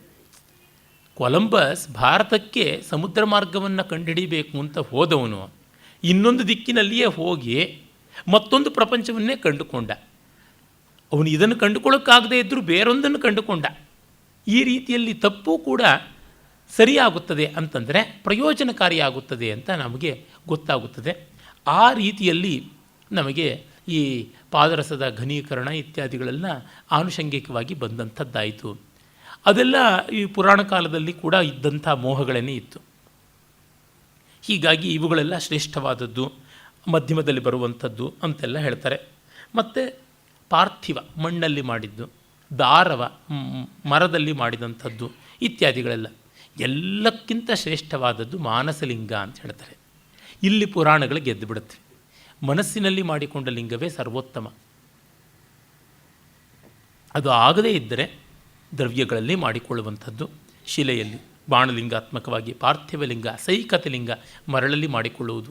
ಅಂದರೆ ನಮ್ಮಲ್ಲಿ ಆರಾಧನೆಗೆ ಎಷ್ಟು ಬೇರೆ ಬೇರೆ ಅವಕಾಶ ಕೊಟ್ಟಿದ್ದಾರೆ. ನಿಂಗೆ ದುಡ್ಡಿದೆಯಾ, ಅದನ್ನು ಈ ರೀತಿ ವಿನಿಯೋಗ ಮಾಡಿಕೊಳ್ಳಪ್ಪ, ನಿನಗಿಲ್ವಾ ಈ ರೀತಿ ಸಮಾಧಾನ ಪಟ್ಕೊಳ್ಳಪ್ಪ ಅನ್ನುವಂಥದ್ದು ಎರಡನ್ನೂ ಹೇಳುತ್ತಲ್ಲ, ತುಂಬ ದೊಡ್ಡದಾದದ್ದು. ಅಲ್ಲಿ ಹೇಳುತ್ತದೆ ಈ ಬಾಣಲಿಂಗ ಮೋಕ್ಷಕಾರಕವಾದದ್ದು, ಲೋಹಲಿಂಗ ಭಾಗ್ಯಪ್ರದವಾದದ್ದು, ದಾರುಲಿಂಗ ಭೋಗಾಸ್ಪದವಾದದ್ದು, ಪಾರ್ಥಿವಲಿಂಗ ಅಷ್ಟಸಿದ್ಧಿಪ್ರದವಾದದ್ದು ಅಂತೆಲ್ಲ ಹೇಳ್ತಾರೆ. ಇವೆಲ್ಲ ಅರ್ಥವಾದಗಳು. ನಾನು ನಿತ್ಯವೂ ಪಾರ್ಥಿವಲಿಂಗದಲ್ಲಿ ಪೂಜೆ ಮಾಡಿದೆ, ನನಗೆ ಯಾವ ಸಿದ್ಧಿಯೂ ಬರಲಿಲ್ವಲ್ಲ ಅಂತ ಯಾರಾದರೂ ಕೇಳಿದ್ರೆ ನಾನು ಏನು ಹೇಳಲಿ? ನಾನು ಒಂದು ಕಾಲದಲ್ಲಿ ಎರಡೊತ್ತೂ ಕೂಡ ಸೈಕತ ಲಿಂಗವನ್ನು ಮಾಡಿ ಪೂಜೆ ಮಾಡ್ತಾ ಇದ್ದೆ. ನನಗೆ ಯಾವ ಸಿದ್ಧಿಯೂ ಬರಲಿಲ್ಲ, ಯಾವ ಪ್ರಸಿದ್ಧಿಯೂ ಬರಲಿಲ್ಲ. ಅದಕ್ಕಾಗಿ ನನ್ನನ್ನು ನೋಡಿ ನೀವು ತಪ್ಪಿಗಿರಿ ಅಂತೀನಿ ಅಷ್ಟೇ. ಏನಂದರೆ ಆ ಸಂತೋಷ ಬಂತಲ್ಲ, ಅದಕ್ಕಿಂತ ದೊಡ್ಡ ಸಿದ್ಧಿ ಯಾವುದು? ಆಮೇಲೆ ಬಾಹ್ಯಲಿಂಗ ಪೂಜೆ, ಆಭ್ಯಂತರ ಲಿಂಗ ಪೂಜೆ ಅಂತ ಎರಡನ್ನೂ ಹೇಳ್ತಾರೆ. ಆಭ್ಯಂತರ ಪೂಜೆಯನ್ನು ಆತ್ಮೋಪಾಸನೆ ಅಂತ ಎಲ್ಲೆಲ್ಲಿಯೂ ಇದು ಕಾಣುತ್ತದೆ. ಬ್ರಹ್ಮಾಂಡ ಪುರಾಣದಲ್ಲಿ ಬರುವ ಲಲಿತಾ ಸಹಸ್ರನಾಮದಲ್ಲಿ ನೀವು ನೋಡ್ತೀವಲ್ಲ, ಅಂತರ್ಯಾಗ ಸಮಾರಾಧ್ಯ ಬಹಿರ್ಯಾಗ ಸುದುರ್ಲಭ ಅಂತ. ಅಂತರ್ಯಾಗಕ್ಕೆ ನೀನು ಸುಲಭವಾಗಿ ದಕ್ತೀಯ, ಬಹಿರ್ಯಾಗ ಸುದುರ್ಲಭ, ಬಹಿರ್ಯಾಗಕ್ಕೆ ಅಲ್ಲ. ಲಕ್ಷ್ಮೀಧರ ಮಾತ್ಯರು ಸೌಂದರ್ಯ ಲಹರಿಯ ವ್ಯಾಖ್ಯಾನ ಮಾಡ್ತಾ ಹೇಳ್ತಾರೆ, ಎಲ್ಲ ಬಹಿರ್ಯಾಗ ಪೂಜೆಗಳು ವಾಮಾಚಾರ, ಅಂತರ್ಯಾಗ ಒಂದೇ ಸಮಯಾಚಾರ ಅಂತ. ಯಾವುದು ವಾಮಾಚಾರ, ಯಾವುದು ದಕ್ಷಿಣಾಚಾರ ಅಂತನ್ನುವಲ್ಲಿ ಎಡ ಯಾವುದು ಬಲ ಯಾವುದು, ಈ ಪಂಚಮಕಾರಗಳನ್ನು ಬಳಸಿಕೊಂಡು ಮಾಡಿದ್ದು ವಾಮಾಚಾರ, ಹಾಗಲ್ಲದೆ ಇರುವುದು ದಕ್ಷಿಣಾಚಾರ. ಸಾತ್ವಿಕ ಪೂಜೆ, ರಾಜಸ ಪೂಜೆ ಅಂತೆಲ್ಲ ಹೇಳ್ತೀವಲ್ಲ, ತಾಮಸ ಪೂಜೆ ಅಂತೆಲ್ಲ ಉಂಟು, ವಾಮಾಚಾರ ತಾಮಸ ಪೂಜೆ ಅಂತ. ಅವರು ಬಾಹ್ಯವಾದದ್ದು ಎಲ್ಲ ತಾಮಸ ಅಂತಂದು ಬಿಡ್ತಾರೆ. ಬಹಳ ಕಷ್ಟವಾಗುತ್ತದೆ, ಆದರೆ ಪರಮಾರ್ಥ ಅದೇನೆ. ಯಾವುದೇ ಒಂದು ಹೊರಗೆ ಬಂದಾಗ ಎಕ್ಸಿಬಿಷನಿಸಮ್ ಅದು ರಾಜಸವಾಗುತ್ತದೆ. ಆ ರೀತಿ ಅಲ್ಲದ್ದು ಸಾತ್ವಿಕ ಅನ್ನುವ ಅಂಶವನ್ನು ನಾವು ಗಮನಿಸಬೇಕಾಗುತ್ತದೆ. ಮತ್ತು ಇಲ್ಲಿ ದಾರುಕಾವನ ಲೀಲೆ ಅಂತ ಶಿವನ ಲೀಲೆ, ಅದನ್ನು ನಾವು ಕಾಣ್ತೀವಿ. ದಾರುಕಾವನದಲ್ಲಿದ್ದಂಥ ಋಷಿಗಳ ಗರ್ವಭಂಗ ಮಾಡೋಕ್ಕೆ ಆತ ಬಂದದ್ದು. ಅವರ ಸ್ತ್ರೀಯರೆಲ್ಲ ಶಿವನಿಂದ ವಶೀಕೃತರಾದ ಮೇಲೆ ಇವನ ಮೇಲೆ ಅಭಿಚಾರ ಮಾಡೋಕ್ಕೆ ಹೋದದ್ದು. ಆಗ ಅಪಸ್ಮಾರಾಸುರ ಅನ್ನುವ ಮಹಾಮೋಹದ ರಾಕ್ಷಸನನ್ನು ಕೆರಳಿಸಿ ಬಿಡ್ತಾರೆ. ಅವನನ್ನು ತುಳಿತಾ ನೃತ್ಯ ಮಾಡ್ತಾನೆ ಶಿವ. ಮತ್ತು ಅವನ ಮೇಲೆ ಮಹಾಭಯ ಅನ್ನುವಂಥ ಒಂದು ಹುಲಿಯನ್ನು ಪ್ರಯೋಗ ಮಾಡ್ತಾರೆ. ಆ ಹುಲಿಯನ್ನು ಸೀಳಿ ಚರ್ಮವನ್ನು ಉಟ್ಟುಕೊಳ್ತಾನೆ, ವ್ಯಾಘ್ರ ಚರ್ಮಾಂಬರನಾಗ್ತಾನೆ. ಮತ್ತು ಚಾಂಚಲ್ಯ ಅನ್ನುವ ಜಿಂಕೆಯನ್ನು ಪ್ರಯೋಗ ಮಾಡ್ತಾನೆ, ಅದನ್ನು ಕೈಯಲ್ಲಿ ಅಲಂಕಾರವಾಗಿ ಹಿಡಿತಾನೆ. ಮತ್ತು ಅಗ್ನಿಜ್ವಾಲೆಯನ್ನು ಅವನ ಮೇಲೆ, ಪ್ರಳಯಾಗ್ನಿ ಜ್ವಾಲೆಯನ್ನು ಪ್ರಯೋಗ ಮಾಡ್ತಾರೆ. ಅದನ್ನು ಚೆಂಡಿನಂತೆ ಹಿಡಿದು ಆಟ ಆಡೋದಕ್ಕೆ ಆರಂಭ ಮಾಡ್ತಾನೆ. ತಾವು ತಮ್ಮ ಹೋಮಕುಂಡದ ಒಂದೊಂದು ಸಮಿತ್ತುಗಳನ್ನು ಕೊಳ್ಳಿಗಳಂತೆ ಹಿರಿದು ಹೊರಕ್ಕೆ ಬಂದು ಎಸೀತಾರೆ. ಅವೆಲ್ಲವೂ ಅವನಿಗೆ ಜ್ವಾಲಾಮಾಲೆಗಳಾಗಿ ಅವನ ಸುತ್ತಲೂ ಪರಿಭ್ರಮಿಸತೊಡಗುತ್ತವೆ. ಈ ರೀತಿಯಾಗಿ ಅವನು ಆನಂದ ತಾಂಡವ ಮಾಡ್ತಾನೆ ಅಂತ ನಟರಾಜ ಅಂತೀವಲ್ಲ, ಮಹಾನಟನ ಲೀಲೆಯಾಗಿ ಪಾದದ ಕೆಳಗೆ ಮರ್ದಿತನಾಗ್ತಾ ಇರುವಂಥವನು ಅಪಸ್ಮಾರಾಸುರ. ಕೈಯಲ್ಲಿ, ಎಡಗೈಯಲ್ಲಿ ಮೇಲ್ಗಡೆ ಇರತಕ್ಕಂಥದ್ದು ಅಗ್ನಿಜ್ವಾಲೆ, ಮೃದಂಗದ ಲಯದಂತೆ ಡಮರುಗವನ್ನು ಬಲಗೈಯಲ್ಲಿ ಮೀಟುತ್ತಾ ಅದನ್ನು ಆಡಿಸುತ್ತಾ, ಒಂದು ಕೈಯಲ್ಲಿ ಅಭಯವನ್ನು, ಮತ್ತೊಂದು ಕೈಯಲ್ಲಿ ಕರಿಹಸ್ತದ ಮೂಲಕವಾಗಿ ಪಾದವನ್ನು ತೋರಿಸುತ್ತಾ ಅನುಗ್ರಹದ ಮಾರ್ಗ ಏನು ಅಂತ ಹೇಳ್ತಾ ಸೃಷ್ಟಿ ಸ್ಥಿತಿ ಲಯ ಅನ್ನುವ ಮೂರು ಕೆಲಸಗಳ ಜೊತೆಗೆ ತಿರೋಧಾನ, ಅಂದರೆ ಈ ಸೃಷ್ಟಿಚಕ್ರದಲ್ಲಿ ಸೇರಿಕೊಂಡು ಸ್ವಸ್ವರೂಪ ಮರೆಯಾಗುವುದು ತಿರೋಧಾನ. ಅದನ್ನು ನಾನು ದೂರ ಮಾಡಿ ಮತ್ತೆ ಸ್ವಸ್ವರೂಪ ತಂದು ಕೊಡ್ತೀನಿ ಅನ್ನುವ ಭರವಸೆಯ ಅನುಗ್ರಹ. ಈ ಪಂಚಕೃತ್ಯ ಪರಾಯಣನಾಗ್ತಾನೆ ಅಂತ.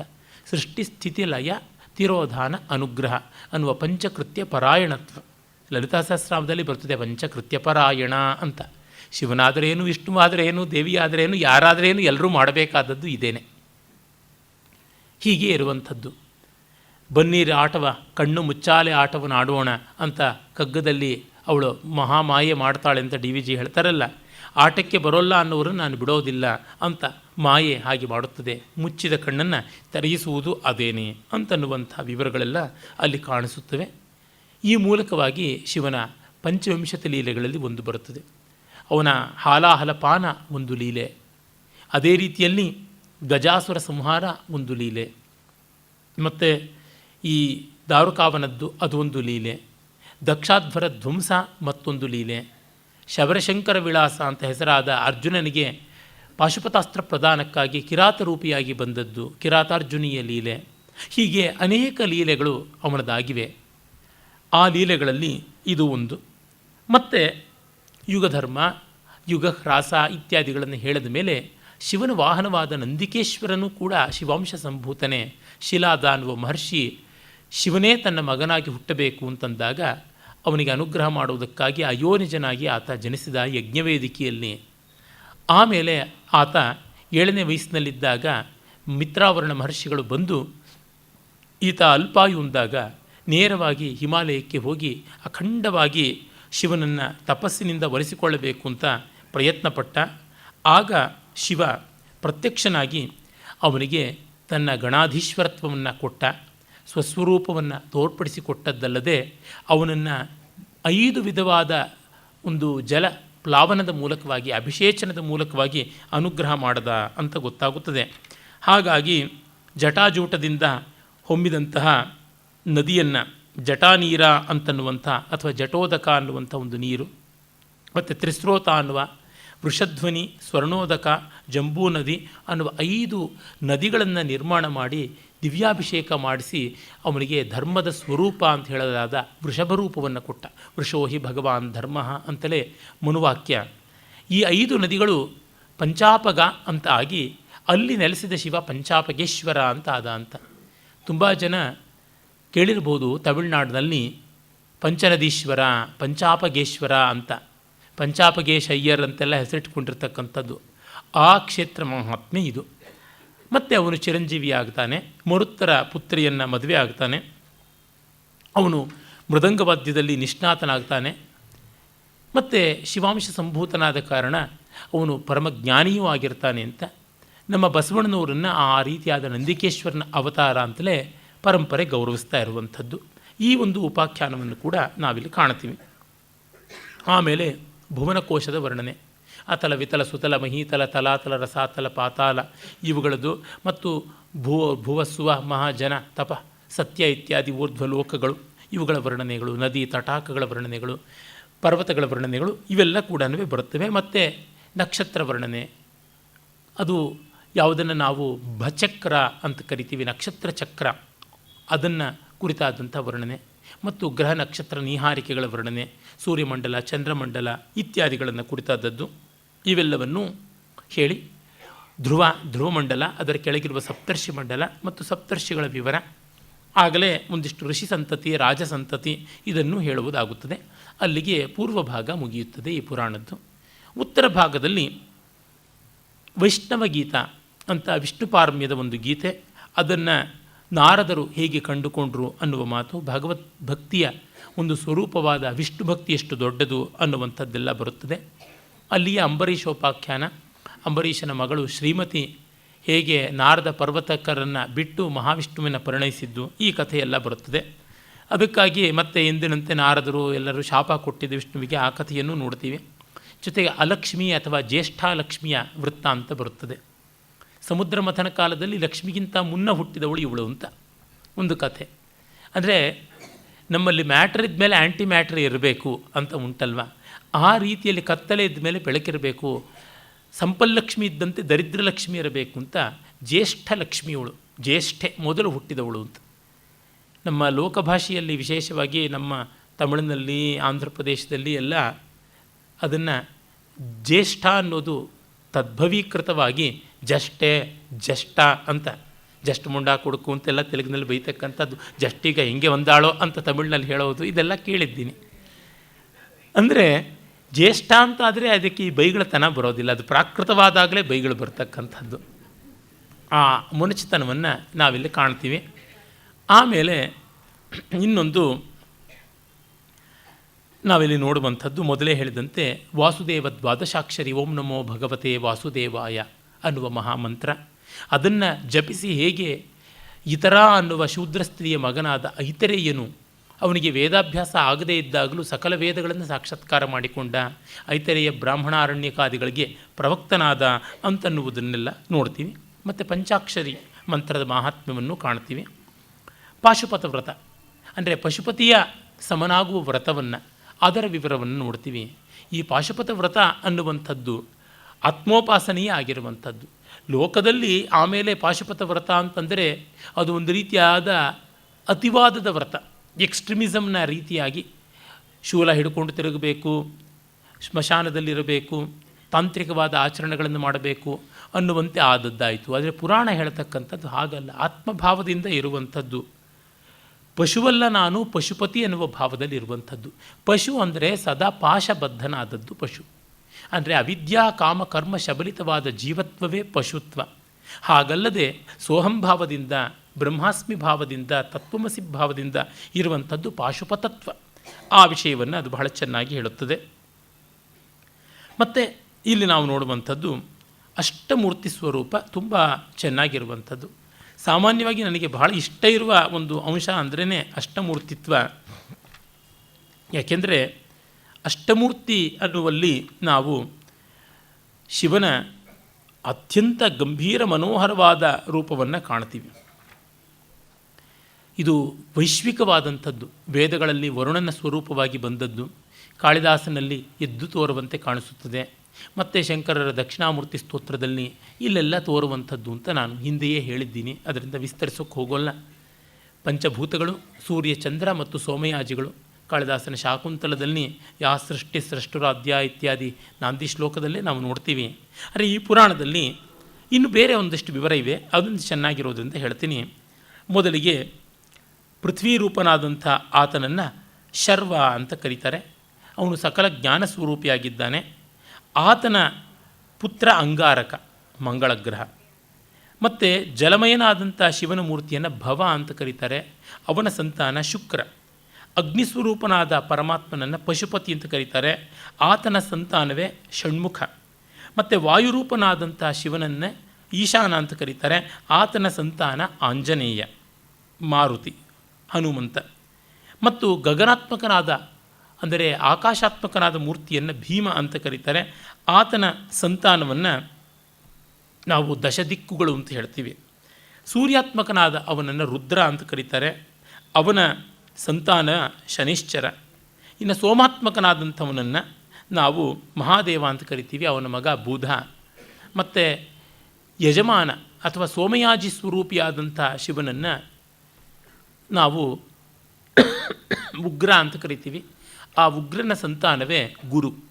ಹೀಗೆ ರಾಹುಕೇತುಗಳನ್ನು ಬಿಟ್ಟು ಅವು ಛಾಯಾಗ್ರಹಗಳು. ಮಿಕ್ಕ ಎಲ್ಲ ಗ್ರಹಗಳು ಬರ್ತವೆ. ಅವನ ಸ್ವರೂಪದಲ್ಲಿಯೇ ಸೂರ್ಯ ಚಂದ್ರರಿದ್ದಾರೆ. ಮತ್ತು ಅವನ ಸಂತಾನವಾಗಿ, ಪಾರ್ಥಿವ ಸಂತಾನವಾಗಿ ಅಂಗಾರಕ ಅಥವಾ ಮಂಗಳ, ಮತ್ತು ಅಬ್ಬೀಯವಾದಂಥ ಜಲಮಯವಾದ ಜಲೀಯ ಸಂತಾನವಾಗಿ ಶುಕ್ರ, ಮತ್ತು ನಮಗೆ ಗೊತ್ತಾಗುವಂತೆ ಸೂರ್ಯ ಸಂತಾನವಾಗಿ ಶನಿಶ್ಚರ, ಚಂದ್ರ ಸಂತಾನವಾಗಿ ಬುಧ, ಯಜಮಾನ ಸಂತಾನವಾಗಿ ಶುಕ್ರ ಅಂತ ಹೀಗೆ ಎಲ್ಲ ಗ್ರಹಗಳು ಕೂಡ ಅಡಕವಾಗುತ್ತಾರೆ. ಸೂರ್ಯ, ಚಂದ್ರ, ಮಂಗಳ, ಬುಧ, ಗುರು, ಶುಕ್ರ, ಶನಿಶ್ಚರ. ಹೀಗೆ ಗ್ರಹಮಯನ ಆಗಿದ್ದಾನೆ ಆತ, ಅನುಗ್ರಹಮಯನೂ ಆಗಿದ್ದಾನೆ ಅಂತ ನಮಗೆ ಗೊತ್ತಾಗುತ್ತದೆ. ಅಂದರೆ ಈ ಜಗತ್ತೇ ಶಿವ, ಇನ್ಯಾವುದೂ ಅಲ್ಲ ಅನ್ನುವ ಭಾವವನ್ನು. ಮತ್ತು ಇದು ಉಪಾಸನೆ ಮಾಡೋದಕ್ಕೆ ಅತ್ಯಂತ ಸುಕರವೂ ಆದದ್ದು, ಶಾಶ್ವತವೂ ಆದದ್ದು. ಇದನ್ನೆಲ್ಲ ಹಿಂದೆ ನಾನು ಶಾಕುಂತಲದ ನಾಂದಿ ಶ್ಲೋಕವನ್ನು ವಿಸ್ತರಿಸುವಾಗಲೇ ಹೇಳಿದ್ರಿಂದ ಮತ್ತೆ ಪಿಷ್ಟಪೇಷಣ ಬೇಕಾಗಿಲ್ಲ. ಅದಾದ ಮೇಲೆ ನಾವು ಕಾಣುವ ಇನ್ನೊಂದು ಅಂಶ ಪಂಚಬ್ರಹ್ಮ. ಈ ಪಂಚಬ್ರಹ್ಮಾಸನಾಸೀನ ಅಂತಲೇ ದೇವಿಯನ್ನು ಕರೀತಾರೆ. ಅದು ಶಿವನ 5 ಮುಖಗಳನ್ನು ಕುರಿತದ್ದೇ, ಇನ್ನೇನೂ ಅಲ್ಲ. ಕ್ಷೇತ್ರಜ್ಞ ಅಂತ ಪರಮಾತ್ಮನನ್ನು ಕರೀತಾರೆ. ಜೀವನೂ ಕ್ಷೇತ್ರಜ್ಞನೇ ಹೌದು ಅನ್ನುವಂಥದ್ದು ಬರುತ್ತದೆ. ಮತ್ತು ಶಿವನ ಬಗೆ ಬಗೆಯಾದ ಹೆಸರುಗಳ ಅರ್ಥ ಏನು, ಭವ ಅಂದರೆ ಏನು, ಅಭವ ಅಂತಂದರೆ ಏನು, ಶಿವ ಅಂತಂದರೆ ಏನು, ರುದ್ರ ಅಂದರೆ ಏನು, ಈಶಾನ ಅಂದರೆ ಏನು, ತತ್ಪುರುಷ, ಅಘೋರ, ಇವುಗಳೆಲ್ಲದರ ವಿವರಗಳನ್ನು ಕಾಣ್ತೀವಿ. ಅದಾದ ಮೇಲೆ ನಾವು ಪ್ರತ್ಯೇಕವಾಗಿ ಸೂರ್ಯಾರಾಧನೆಯನ್ನು ಕಾಣ್ತೀವಿ. ಸಾಂಬ ಪುರಾಣ ಸೂರ್ಯನಿಗೆ ಸಂಬಂಧಪಟ್ಟಂಥ ಪುರಾಣ. ಹೇಗೆ ವಿಷ್ಣುವೂ ಸೂರ್ಯ ಸ್ವರೂಪಿಯೋ ಶಿವನೂ ಸೂರ್ಯ ಸ್ವರೂಪಿಯಾಗಿದ್ದಾನೆ ಅನ್ನೋದನ್ನು ತೋರಿಸುವಂತೆ ಸೂರ್ಯಬಿಂಬದ ಉಪಾಸನೆ ಮತ್ತು ದ್ವಾದಶಾದಿತ್ಯ ಅಂತ ಹೆಸರಾದ ಸೂರ್ಯನ ಆರಾಧನೆ ಇವುಗಳೆಲ್ಲ ನಾವು ನೋಡ್ತೀವಿ. ಮತ್ತು ಕಡೆಯಲ್ಲಿ ಬರುವಂಥದ್ದು ಷೋಡಶ ಮಹಾದಾನಗಳು. ಇದು ಬಹಳ ದುಷ್ಕರವಾದ ದಾನಕ್ರಮ. ಇಲ್ಲಿ ಬಂಗಾರ ಟನ್ನುಗಟ್ಟಲೆ ಇದ್ದು ಹೊರತು ಮಾಡೋದಕ್ಕೆ ಆಗೋಲ್ಲ. ತುಲಾಪುರುಷ ದಾನ, ಹಿರಣ್ಯಗರ್ಭದಾನ, ತಿಲಪರ್ವತ ದಾನ, ಸುವರ್ಣಭೂಮಿ ದಾನ, ಕಲ್ಪವೃಕ್ಷ ದಾನ, ಗಣೇಶ ದಾನ, ಸುವರ್ಣಧೇನು ದಾನ, ಸುವರ್ಣಲಕ್ಷ್ಮೀ ದಾನ, ತಿಲಧೇನು ದಾನ, ಸಹಸ್ರಗೋದಾನ, ಹಿರಣ್ಯಾಶ್ವದಾನ, ಕನ್ಯಾದಾನ, ಹಿರಣ್ಯ ವೃಷಭದಾನ, ಹಿರಣ್ಯ ಗಜದಾನ, ಅಷ್ಟದಿಕ್ಪಾಲಕ ದಾನ, ಕಲ್ಪವೃಕ್ಷ ದಾನ, ತ್ರಿಮೂರ್ತಿ ದಾನ ಇತ್ಯಾದಿಗಳೆಲ್ಲ ಸೇರಿಕೊಂಡು ಷೋಡಶ ಮಹಾದಾನಗಳು. ನನ್ನ ಓದಿನ ಮಿತಿಯಲ್ಲಿ ಈ ಷೋಡಶ ಮಹಾದಾನಗಳನ್ನು ಮಾಡಿದವರು ಗೋವಿಂದ ದೀಕ್ಷಿತರು ಅಂತ ಒಬ್ಬರಿದ್ದರು ಅಂತ ಗೊತ್ತಾಗುತ್ತದೆ. ಪಟ್ಟೀಶ್ವರ ಅಂತ ಅವರ ಅಗ್ರಹಾರ, ಅದು ತಂಜಾವೂರಿನ ಹತ್ತಿರ ಇದೆ. ಆ ಮಹಾನುಭಾವರು ಸಕಲಶಾಸ್ತ್ರ ಕೋವಿದರಾಗಿದ್ದರು. ರಘುನಾಥ ನಾಯಕನಿಗೆ ಗುರುವಾಗಿ ಮಂತ್ರಿಯಾಗಿ, ಅವನ ತಂದೆ ಮೂರ್ತ್ಯಪ್ಪ ನಾಯಕನಿಗೂ ಗುರುವಾಗಿ ಮಂತ್ರಿಯಾಗಿ, ಅವತನ ತಂದೆಗೂ ಅಚ್ಯುತಪ್ಪ ನಾಯಕನಿಗೂ ಕೂಡ ಗುರುವಾಗಿ ಮಂತ್ರಿಯಾಗಿ 3 ತಲೆಮಾರಿನಲ್ಲಿ ಮಹಾಮಂತ್ರಿಗಳಾಗಿದ್ದವರು. ಅಪ್ಪಯ್ಯ ದೀಕ್ಷಿತರ ಶಿಷ್ಯರಾಗಿದ್ದವರು. ವೇದಾಂತವನ್ನು ಅವರಲ್ಲಿ ವ್ಯಾಸಂಗ ಮಾಡಿದ್ದರು. ಎಲ್ಲ ಯಾಗಗಳನ್ನೂ ಮಾಡಿದ್ದರು. ಶತಕ್ರತು ಅಂತಲೇ ಆತನನ್ನು ಕರೀತಾರೆ. ಅಪ್ತೋರ್ಯಾಮ, ಪೌಂಡರೀಕ, ವಾಜಪೇಯಾದಿ ಸಕಲ ಯಾಗಗಳನ್ನು ಮಾಡಿದ್ದರು. ಸಂಗೀತ ಸುಧಾ ಅಂತನ್ನುವ ಒಂದು ಗ್ರಂಥವನ್ನು ಸಂಗೀತಶಾಸ್ತ್ರದ ಸಂಬಂಧಿಯಾಗಿ ಬರೆದಿದ್ದರು. ಮತ್ತು ಶಾಂಕರ ಭಾಷ್ಯಕ್ಕೆ ವ್ಯಾಖ್ಯಾನ ಬರೆದಿದ್ದರು.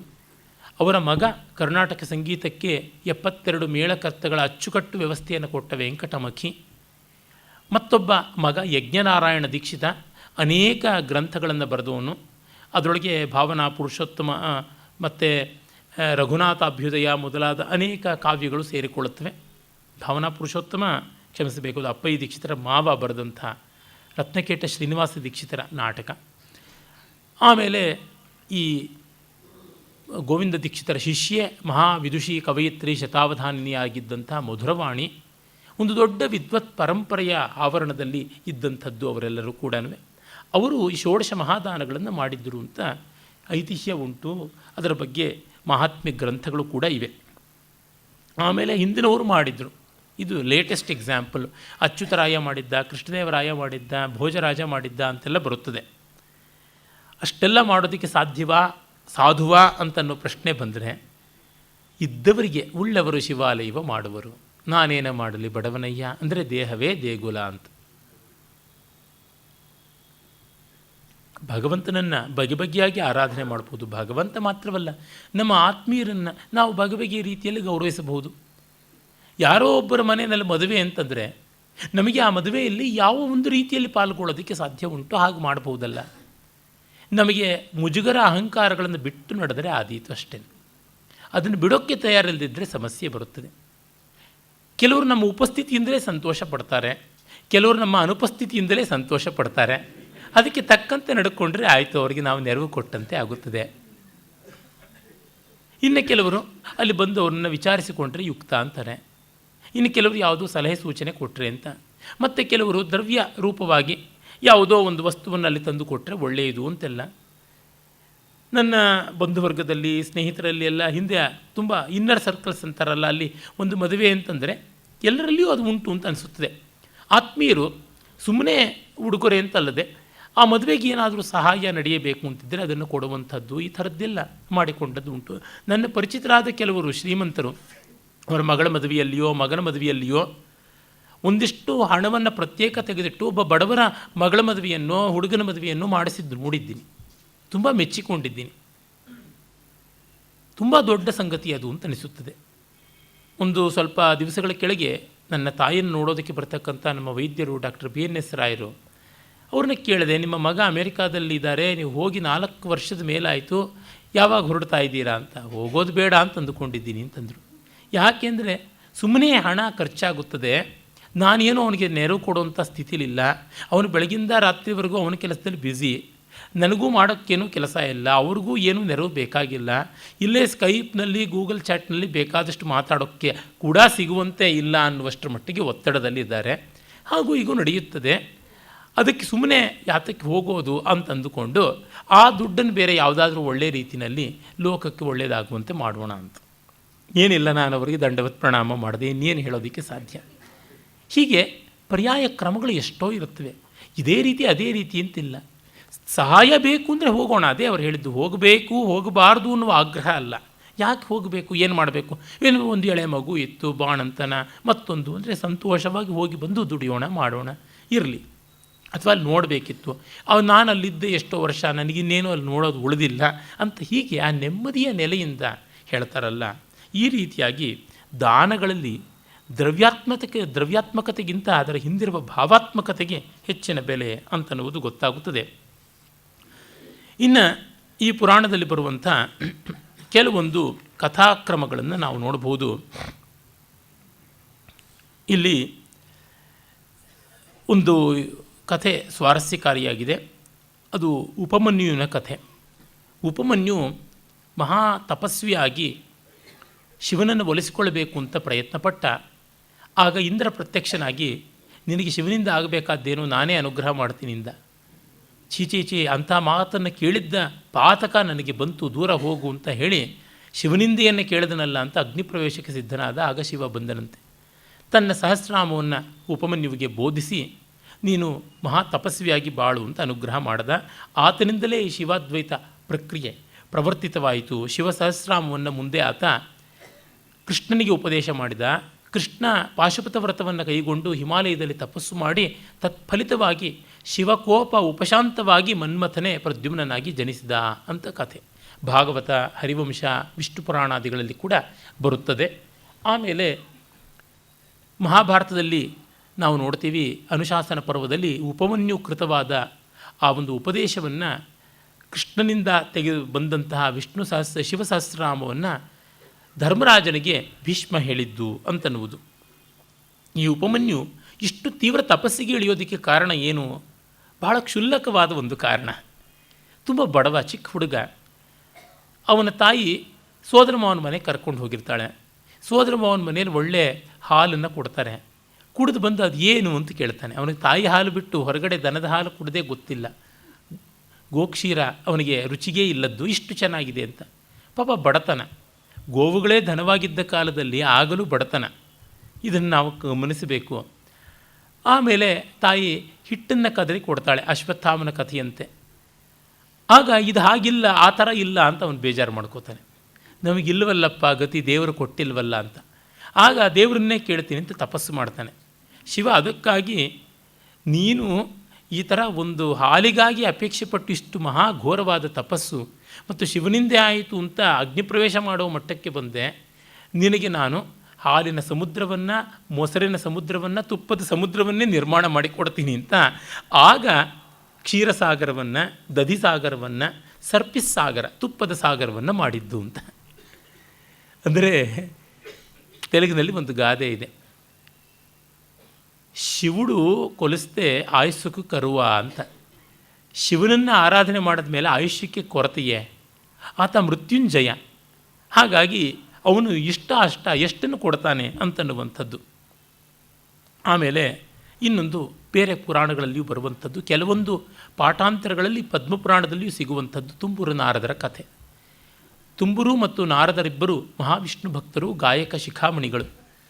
ವೈಕುಂಠದಲ್ಲಿ ಲಕ್ಷ್ಮಿಯ ಹುಟ್ಟುಹಬ್ಬ. ಅದಕ್ಕಾಗಿ ಎಲ್ಲ ದೇವತೆಗಳಿಗೂ ಆಹ್ವಾನ, ಅಲ್ಪ ಸ್ವಲ್ಪ ದೇವತೆಗಳಿಗೆ ಇಲ್ಲ, VVIPಗಳಿಗೆ ಮಾತ್ರ. ತುಂಬೂರು ನಾರದರು ಹೊರಡ್ತಾರೆ. ತುಂಬೂರು ಬರ್ತಿದ್ದಂತೆ ಸಗೌರವವಾಗಿ ಅವನನ್ನು ಲಕ್ಷ್ಮಿಯ ಇಷ್ಟ ಸಖಿಯರೇ ಕರ್ಕೊಂಡು ಹೋಗ್ತಾರೆ. ನಾರದ ಬಂದಾಗ ಅವನ ನೂಕಾಚೆ ಅಂತ ತಳ್ಳಿಬಿಡ್ತಾರೆ. ನಾರದನಿಗೆ ತುಂಬ ಅವಮಾನವಾಗುತ್ತದೆ. ಆ ಕೋಲಾಹಲ ಎಲ್ಲ ತೆಗೆದ ಮೇಲೆ ವಿಷ್ಣುವನ್ನು ಏಕಾಂತದಲ್ಲಿ ಕಂಡು, ನನಗೆ ಮೊನ್ನೆ ದಿವಸ ಲಕ್ಷ್ಮಿಯ ಹುಟ್ಟುಹಬ್ಬದಲ್ಲಿ ಇಷ್ಟು ಅವಮಾನವಾಯಿತು ಅಂತ. ಏನು ಮಾಡೋದಪ್ಪ, ನೀನು ಸಂಗೀತಗಾರ ಅಲ್ಲ ಅಂತ ಅವಳು ತೀರ್ಮಾನ ಅಂತ. ಹಾಗಾ ಅಂತಂತಾನೆ.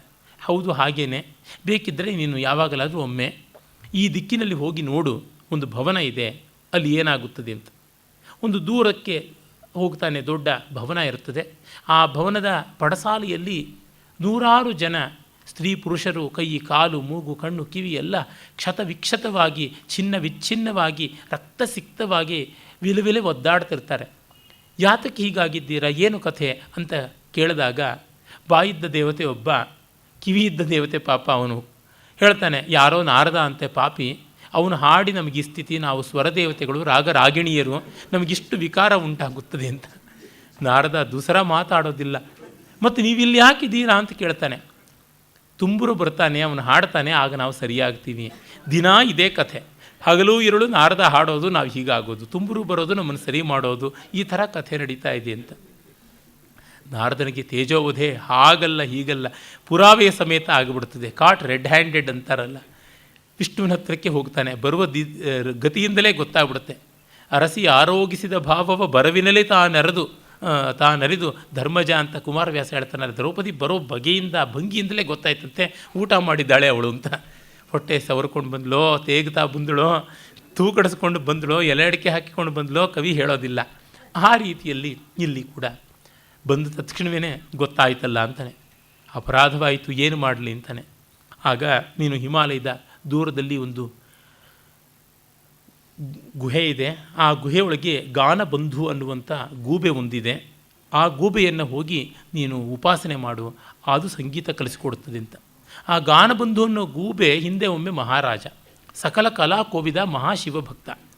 ಆದರೆ ತನ್ನ ಗಾನದ ಬಗ್ಗೆ, ಶಿವಭಕ್ತಿಯ ಬಗ್ಗೆ ಎಷ್ಟು ಅಭಿಮಾನ ಬಂತು ಅಂದರೆ ಯಾರೂ ಪ್ರಜೆಗಳು ಹಾಡಬಾರದು, ಶಿವಭಕ್ತಿಯನ್ನು ಮಾಡಬಾರದು, ಮತ್ತು ಎಲ್ಲರೂ ತನ್ನನ್ನು ಪೂಜೆ ಮಾಡಬೇಕು, ತಾನು ಮಾತ್ರ ಈ ಕೆಲಸ ಮಾಡಬೇಕು ಅಂತ ಹೀಗೆ ಪ್ರಜೆಗಳನ್ನು ದೈವ ಪೂಜೆಯಿಂದ, ಗಾನಕ್ರಮದಿಂದ ನಿಷೇಧ ಮಾಡಿ ತಾನು ಮಾತ್ರ ಇದನ್ನು ಮಾಡ್ತಾ ಇದ್ದ. ಆ ಪಾತಕಕ್ಕಾಗಿ ಅವನನ್ನು 14 ಮನ್ವಂತರಗಳ ಕಾಲ ಗೂಬೆಯಾಗಿರುವಂಥ ವಿಧಿ ಮಾಡಿಬಿಡುತ್ತೆ.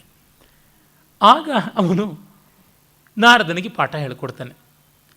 ಎಷ್ಟು ಪಾಠ ಹೇಳಿದ್ರೂ ಅದು ಪೂರ್ತಿ ಆಗೋಲ್ಲ. ಮತ್ತೆ ವಿಷ್ಣುವಿನ ಹತ್ತಿರಕ್ಕೆ ಬರ್ತಾನೆ. ಲಕ್ಷ್ಮಿ ಇರ್ತಾಳೆ. ಲಕ್ಷ್ಮಿ ಇವನಿಗೆ ತಂಬೂರಿಗೂ ಶ್ರುತಿ ಮಾಡ್ಕೊಳ್ಳೋದು ಬರೋಲ್ವಲ್ಲ, ಏನು ಹಾಡ್ತಾನೆ ಎಂದು ಬಿಡ್ತಾಳೆ.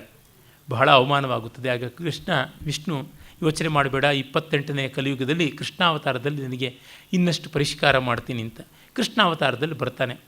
ಬಂದಾಗ ಅಷ್ಟಮಹಿಷಿಯರಲ್ಲಿ ಲಕ್ಷಣೆಯಿಂದ ಶುರು ಮಾಡಿಕೊಂಡು ಸಂಗೀತವನ್ನು ಹೇಳಿಸ್ತಾನೆ. ಆಮೇಲೆ 8 ಜನ ಮಹಿಷಿಯರದು ಆದಮೇಲೆ ಕೂತ್ಕೊಂಡು ಕಚೇರಿ ಮಾಡಿಸಿದಾಗ ಏನೋ ಅಪಸ್ವರ ಅಲ್ಲಿ ಇಲ್ಲಿ ಬರ್ತಾ ಇದೆ ಅಂತ ಸತ್ಯಭಾಮೆ ಗೊಣಗಿಬಿಡ್ತಾಳೆ. ನಾರದನಿಗೆ ಇನ್ನೂ ಬೇಸರವಾಗುತ್ತದೆ. ಆಗ ಕೃಷ್ಣ ತಾನೇ ಸ್ವಯಂ ನಿಂತು ಪಾಠ ಕಲಿಸ್ತಾನೆ. ಆಗ ಅವನ ಗಾನ ತುಂಬುರುವಿನ ಗಾನಕ್ಕೆ ಸಮನಾಗುತ್ತದೆ ಅಂತನ್ನುವ ಕಥೆ ಬರುತ್ತದೆ. ಅಂದರೆ ವಿದ್ಯಾ ಸಾಧನೆಗೆ ಎಷ್ಟು ಕಷ್ಟಪಡಬೇಕು ಅನ್ನುವುದನ್ನು ಇದಕ್ಕಿಂತ ಚೆನ್ನಾಗಿ ತಿಳಿಸುವುದುಂಟ. ಇಲ್ಲಿ ಆನುಷಂಗಿಕವಾಗಿ ಗಾನ ಬಂದು ಗಾಯಕ ಲಕ್ಷಣ ಏನು, ಸದ್ಗಾಯಕ ಲಕ್ಷಣ ಮತ್ತು ಗಾಯಕನಾಗದೇ ಇರಬೇಕಾದರೆ ಗಾಯಕನಲ್ಲದವನ ಲಕ್ಷಣ, ಅಂದರೆ ಅಸದ್ಗಾಯಕನ ಲಕ್ಷಣ ಎಂಥದ್ದು, ಇವುಗಳನ್ನೆಲ್ಲವನ್ನು ಹೇಳುವಂಥದ್ದು ನೋಡ್ತೀವಿ. ಆನುಷಂಗಿಕವಾಗಿ ಸಂಗೀತದ ಕೆಲವೊಂದು ಪರಿಚಯವನ್ನು ನೋಡ್ತೀವಿ. ಮತ್ತು ಇನ್ನೊಂದು, ದಧೀಚಿ ಮಹರ್ಷಿ ಮಹಾ ಶಿವಭಕ್ತನಾಗಿ ಬೆಳಗಿದ ಬಗೆ ಏನಿದೆ ಅದನ್ನು ಕೂಡ ನಾವು ಕಾಣ್ತೀವಿ. ಕ್ಷುಪ ಅನ್ನುವಂಥ ಒಬ್ಬ ರಾಜನಿಗೆ ಪುರೋಹಿತರಾಗಿ ದಧೀಚಿ ಮುನಿಗಳಿರ್ತಾರೆ. ಕ್ಷುಪ ಅನ್ನುವನು ಬ್ರಹ್ಮನ ಕ್ಷುತ ಸೀನಿನಿಂದ ಬಂದವಂಥವನು ಅಂತ. ಬ್ರಹ್ಮ ಒಮ್ಮೆ ಸೀನಿದಾಗ ಕ್ಷುತೇನ ಜಾತಃ ಕ್ಷುಪ ಸಂಜಾತಃ ಅಂತ. ಅವನಿಗೂ ಈ ದಧೀಚಿಗೂ ನೀನು ಬ್ರಾಹ್ಮಣ, ನಿನಗೇನು ಗೊತ್ತು ಅಂತ, ನಾನು ಬ್ರಾಹ್ಮಣ, ಹೌದು ನನಗೆ ಗೊತ್ತಿದೆ ಅಂತ ಹೀಗೆ ಸಂಘರ್ಷ ಬರುತ್ತದೆ. ಆಗ ಕ್ಷುಪ ಇವನನ್ನು ಕೊಲ್ಲೋದಕ್ಕೆ ಸಿದ್ಧನಾಗ್ತಾನೆ. ಆಗ ದಧೀಚಿ ತನ್ನ ಶಿವಭಕ್ತಿಯಿಂದ ಅದನ್ನು ಮೀರ್ತಾನೆ. ಮತ್ತು ಅವನನ್ನು ಕೊಲ್ಲೋದಕ್ಕಿಂತ ವಿಷ್ಣುವನ್ನೇ ಬರಮಾಡಿಕೊಳ್ತಾನೆ ಕ್ಷುಪ. ಆಗ ವಿಷ್ಣುವಿನ ಕೈನಲ್ಲೂ ದಧೀಚಿಯನ್ನು ಎದುರಿಸೋಕ್ಕಾಗೋದಿಲ್ಲ ಅನ್ನುವಂಥ ಕಥೆ. ಅಂದರೆ ಶಿವಭಕ್ತರನ್ನು ಯಾರು ಏನು ಮಾಡೋಕ್ಕಾಗೋಲ್ಲ ಅಂತ.